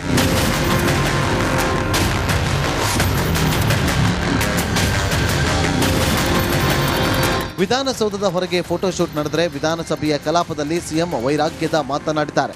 ಎಷ್ಟು ದಿನ ಅಧಿಕಾರದಲ್ಲಿರ್ತೀವೋ ಗೊತ್ತಿಲ್ಲ, ಅಧಿಕಾರದಲ್ಲಿದ್ದಾಗ ಬಡವರಿಗೆ ಶಕ್ತಿ ತುಂಬಬೇಕು ಅಂತ ಸಿದ್ದರಾಮಯ್ಯವರ ಮಾತು ಅಚ್ಚರಿ ಮೂಡಿಸಿದೆ. ರಾಜ್ಯದ ಹಿತ ಬಹಳ ಮುಖ್ಯ, ಈ ರಾಜ್ಯದ ಜನರು ಬಹಳ ಮುಖ್ಯ. ಜನರಿಗೆ ಆರ್ಥಿಕವಾಗಿ ಸಾಮಾಜಿಕವಾಗಿ ಶಕ್ತಿ ತುಂಬತಕ್ಕಂಥದ್ದು ಇದೆಯಲ್ಲ, ಅದು ಬಹಳ ಮುಖ್ಯ. ನಾವು ಇವತ್ತು ಅಧಿಕಾರದಲ್ಲಿ ಇರ್ಬೋದು, ನಾಳೆ ಹೋಗ್ಬೋದು. ಎಷ್ಟು ದಿನ ಅಧಿಕಾರದಲ್ಲಿ ಇರ್ತೀವಿ ಅನ್ನೋದು ಬಹಳ ಮುಖ್ಯ ಅಲ್ಲ. ಆದರೆ ಅಧಿಕಾರದಲ್ಲಿ ಇದ್ದಾಗ ನಾವು ಏನು ಮಾಡ್ತೀವಿ ಅಂತಕ್ಕಂಥದ್ದು ಬಹಳ ಮುಖ್ಯ. ಬಜೆಟ್ ಅಧಿವೇಶನ ಕೊನೆಗೊಳ್ಳುವ ಮುನ್ನಾ ದಿನದಿಂದ ವಿಧಾನಸೌಧದ ಒಳಗೆ ಮತ್ತು ಹೊರಗೆ ನಡೆದ 2 ಘಟನೆ ರಾಜಕೀಯ ಪಡಸಾಲೆಯಲ್ಲಿ ಕಾವೇರಿಸಿದೆ. ಸಿದ್ದರಾಮಯ್ಯ ಪರೋಕ್ಷವಾಗಿ ಕುರ್ಚಿ ಬಿಟ್ಟುಕೊಡೋ ಸುಳಿವು ನೀಡಿದ್ರ, ಸಿಎಂ ಮಾತಿಗೆ ಸಾಕ್ಷಿ ಎನ್ನುವಂತೆ ಫೋಟೋಶೂಟ್ ನಡೀತಾ ಅನ್ನೋ ಚರ್ಚೆ ಜೋರಾಗಿದೆ. Political bureau, Republic Kannada. ಇವತ್ತಿನ ವಿಧಾನಸಭೆಯ ಕಲಾಪದಲ್ಲಿ ಸಿದ್ದರಾಮಯ್ಯ ಮತ್ತು ಅಶೋಕ್ ನಡುವೆ ಸ್ವಾರಸ್ಯಕರ ಚರ್ಚೆ ನಡೆದಿದೆ. ದೇವರು, ರಾಹುಕಾಲ, ನಾನ್ ವೆಜ್ ಊಟದ ಬಗ್ಗೆ ಸಿಎಂ ಮನಬಿಚ್ಚಿ ಮಾತಾಡಿದ್ದಾರೆ. ವಿಪಕ್ಷ ನಾಯಕರಿಗೂ ಗುಡ್ ನ್ಯೂಸ್ ಅನ್ನ ನೀಡಿದ್ದಾರೆ. ನೀರು ಕುಡಿಸ್ಬೇಕಾದ್ರೆ ಸ್ವಲ್ಪ ಉಪ್ಪು ಖಾರ ಎಲ್ಲ ಹಾಕಿ ಕುಡಿಸಿ ಅಂತ ಸಲಹೆ ಕೊಡ್ತಾ ಇದ್ದೇನೆ. ನೀವು ನೀರು ಕುಡಿಸಿದಲ್ಲ, ರಾಜಕೀಯ ನೀರನ್ನ ಕುಡಿಸಿರೋದು ನಿಮಗೆ. ಮುಂದಿನ ಬಜೆಟ್ ನೀವೇ ಮಂಡಿಸ್ಬೇಕಲ್ಲ. ನಾನು ಯಾವತ್ತೂ ರಾಹುಕಾಲ ನೋಡಿಲ್ಲ. ವಿಧಾನಸಭೆಯಲ್ಲಿ ದೇವರು ರಾಹುಕಾಲದ ಚರ್ಚೆ. ಸಿಎಂ ಸ್ಯಾಡೋ ಸಿಎಂ ನಡುವೆ ಮಾತಿನ ಮಂಥನ. ಇಂದು ಕಲಾಪದಲ್ಲಿ ಬಜೆಟ್ ಮೇಲಿನ ಚರ್ಚೆಗೆ ಉತ್ತರ ನೀಡಿದ ಸಿಎಂ ಸಿದ್ದರಾಮಯ್ಯ ಜಾಲಿ ಮೂಡ್ನಲ್ಲಿದ್ರು. ವಿಪಕ್ಷ ನಾಯಕ ಆರ್ ಅಶೋಕ್ ಎತ್ತಿದ ಎಲ್ಲ ಪ್ರಶ್ನೆಗಳಿಗೂ ಉತ್ತರಿಸಿದ ಸಿಎಂ ಅಲ್ಲಲ್ಲಿ ಕೌಂಟರ್ಗಳನ್ನ ನೀಡಿ ಕಾಲೆಳೆದ್ರು. ನಾನು ರಾಜಕೀಯ ನೀರನ್ನ ವಿರೋಧ ಪಕ್ಷದವ್ರಿಗೆ ಬೀಸಲೇ ಇರ್ತೀನಿ. ನೀವು ನೀರು ಕುಡಿದಿದ್ದೀರಿ, ಅವ್ರ ಕಡೆ ಎಲ್ಲ ನಾನು ನೋಡ್ತೀನಿ ಸರ್. ನಮ್ಮ ಮಿನಿಸ್ಟ್ರಿಗಳಿಗೆ ಈ ಬಾರಿ ರಾಹುಕಾಲ ನೋಡಿ ಸಿಎಂ ಬಜೆಟ್ ಮಂಡಿಸಿದ್ರು ಅನ್ನೋ ಆರ್ ಅಶೋಕ್ ಹೇಳಿಕೆಗೆ ಸಿಎಂ ಎಂದಿನಂತೆ ತಮ್ಮ ಸಮಾಜವಾದಿ ಸ್ಟೈಲ್ನಲ್ಲೇ ಉತ್ತರಿಸಿದ್ರು. ಹಿಂದೆ ಎಲ್ಲ ಮಂಡಿಸಿದ್ದೀನಿ, ನಾನು ರಾಹುಕಾಲದಲ್ಲಿ ಮಂಡಿಸಿದ್ದೀನಿ, ಬೇಕಾದ್ರೆ ತೆಗೆದು ನೋಡಿ.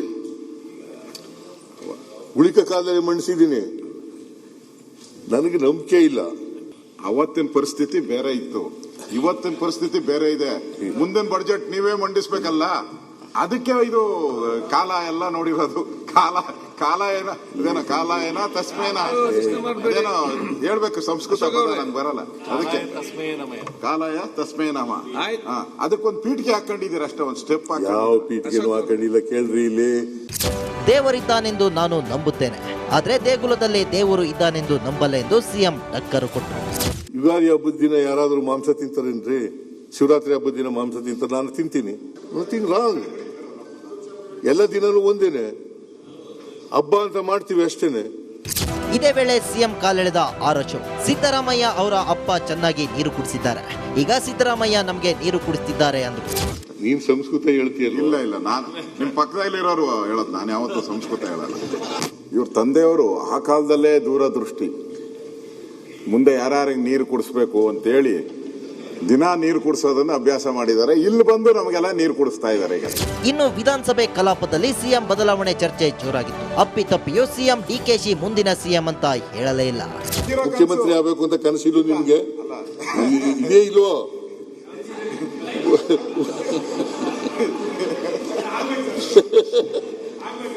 ಆಗ್ಲಿ ಪಾಪ, ನನ್ಗೇನು ಸಂತೋಷ ಪಡೋನು ನಾನು. ನೀನ್ ಮುಖ್ಯಮಂತ್ರಿ ಆದ್ರೂ ಸಂತೋಷ ಪಡೋನು ನಾನು. ಅಲ್ಲ ಸರ್, ನಮ್ ಅರವಿಂದ ಬೆಲ್ಲದ ಮುಖ್ಯಮಂತ್ರಿ ಆದ್ರೂ ಕೂಡ ಸಂತೋಷ ಪಡೋನು. ಇವನು ಅಶೋಕ್ ಮುಖ್ಯಮಂತ್ರಿ ನಡೆಯಲ್ಲಿ ವಿಜಯೇಂದ್ರ ಕಾಯ್ಕ ಕೂತಿದ್ದಾರೆ.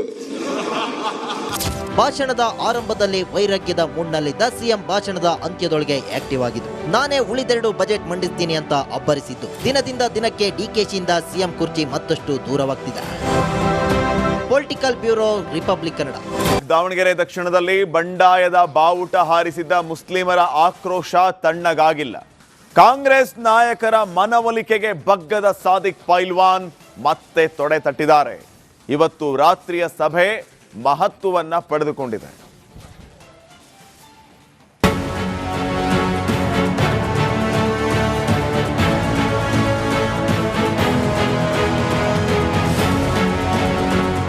ದಾವಣಗೆರೆ ದಕ್ಷಿಣ ಕ್ಷೇತ್ರದ ಮುಸ್ಲಿಮರ ಬಂಡಾಯ ಕಾಂಗ್ರೆಸ್ಗೆ ನುಂಗಲಾರದ ಬಿಸಿ ತುಪ್ಪದಂತಾಗಿದೆ.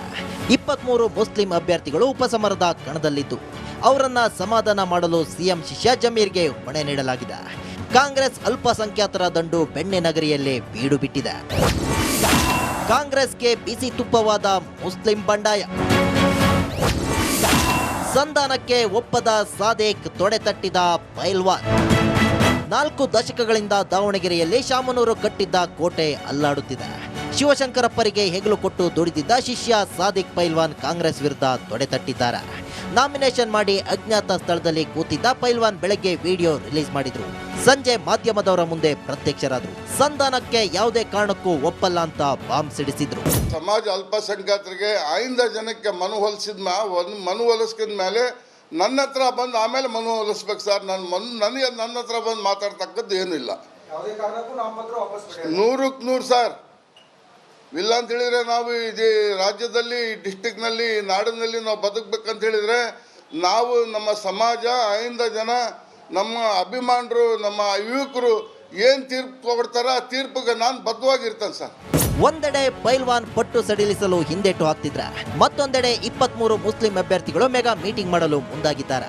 ಕಾಂಗ್ರೆಸ್ ವಿರುದ್ಧ ಒಬ್ಬರನ್ನೇ ಕಣಕ್ಕೆ ಇಳಿಸುವ ರಣತಂತ್ರ ಮಾಡ್ತಿದ್ದಾರೆ. ಸಂಪರ್ಕ ಸಾಧಿಸಿದ್ದೀವಿ. ನಾಳೆ ಎಷ್ಟು ಜನ ಇರ್ತಾರೆ, ಎಷ್ಟು ಜನ ವಾಪಸ್ ಹೋಗ್ತಾರೆ, ಅದನ್ನು ಕೂಡ ನಮ್ಮ ರಾಜಕೀಯ ತಂತ್ರ ಅಂತ ತಿಳ್ಕೊಬೇಕು. ಇದಕ್ಕೆ ಅಲ್ಲ ಸರ್, ಈಗ ಒಬ್ಬರನ್ನ ನಿಲ್ಲಿಸ್ತಾರೆ ಅಥವಾ 2-3 ಜನ ಕಣದಲ್ಲಿ ಇರ್ತಾರೆ ಅಲ್ಪಸಂಖ್ಯಾತರು? ಇವತ್ತು ಸಂಜೆ ನಮ್ಮ ಮುಖಂಡರು, ಯುವಕರು ಎಲ್ಲ ನಮ್ಮ ಸಮಾಜದ ಬಾಂಧವರು ಎಲ್ಲ ಸೇರಿ ಒಂದು ತೀರ್ಮಾನ ಮಾಡ್ತಾ ಇದ್ದೀವಿ. ಆ ತೀರ್ಮಾನ ನಾಳೆ ಮಧ್ಯಾಹ್ನ 3 ಗಂಟೆಗೆ ತಮಗೆ ಗೊತ್ತಾಗುತ್ತೆ. ಮುಸ್ಲಿಂ ಸಮುದಾಯ ಸಮರ್ಥ್ ಸೋಲಿಸಲೇಬೇಕು ಅನ್ನೋ ನಿರ್ಧಾರಕ್ಕೆ ಬಂದಿದೆ. ಆದರೆ ಸಚಿವ ಮಲ್ಲಿಕಾರ್ಜುನ್ ಮಾತ್ರ ಎಲ್ಲರನ್ನ ಮನವೊಲಿಸ್ತೇನೆ ಅನ್ನೋ ವಿಶ್ವಾಸದಲ್ಲಿದ್ದಾರೆ. ಈಗ ಮಾತುಕತೆ ಅಂತೂ ನಡೀತಾ ಇದೆ. ಅದಕ್ಕೆ ಅವರು ಅವ್ರಿಗೆ ಏನು ಆಗಬೇಕು, ಯಾವ ವಿಚಾರದಲ್ಲಿ ಹಾಕಿದಾಗ್ಯಾರ ಏನು ಅನ್ನೋದು ಮಾತನಾಡಿ ಹೇಳ್ತೀವಿ. ಸರ್, 38 ಜನ ಅಭ್ಯರ್ಥಿಗಳ ಪೈಕಿ 23 ಜನ ಅವರೇ ಇದ್ದಾರೆ ಸರ್. ಈಗ ಅಲ್ಪಸಂಖ್ಯಾತರೇ ಇದ್ದಾರೆ ಸರ್. ಈಗ ಸಾಯಂಕಾಲ ಗೊತ್ತಾಗತ್ತೆ ನೋಡು, ಪ್ಲಸ್ ನಾಳೆ ಗೊತ್ತಾಗ್ತದೆ. ದಾವಣಗೆರೆಯಲ್ಲಿ ಮುಂದಿಟ್ಟ ಹೆಜ್ಜೆ ಹಿಂದಿಡಲು ಮುಸ್ಲಿಮರು ಒಪ್ತಿಲ್ಲ. ಬಂಡಾಯಗಾರರ ಮನವೊಲಿಕೆಗೆ ಸಚಿವ ಜಮೀರ್ ಅಹಮದ್ ಟೀಮ್ ದಾವಣಗೆರೆಗೆ ನುಗ್ಗಿದೆ. ನಾಳೆಯೊಳಗೆ ಎಲ್ಲರ ಸಂಧಾನಕ್ಕೆ ಸಜ್ಜಾಗಿದೆ. ವಿಠಲ್, ರಿಪಬ್ಲಿಕ್ ಕನ್ನಡ, ದಾವಣಗೆರೆ. ಚಹಾದ ಅಸಲಿ ಟೇಸ್ಟ್ MDHD+ ನಿಂದಲೇ ಬರುತ್ತೆ. ಗಂಟು ಕಟ್ಟಿಕೋ. ಲವಂಗ, ಹಸಿರು ಏಲಕ್ಕಿಯಿಂದ ತುಂಬಿದ MDHD+ ಮಸಾಲೆ.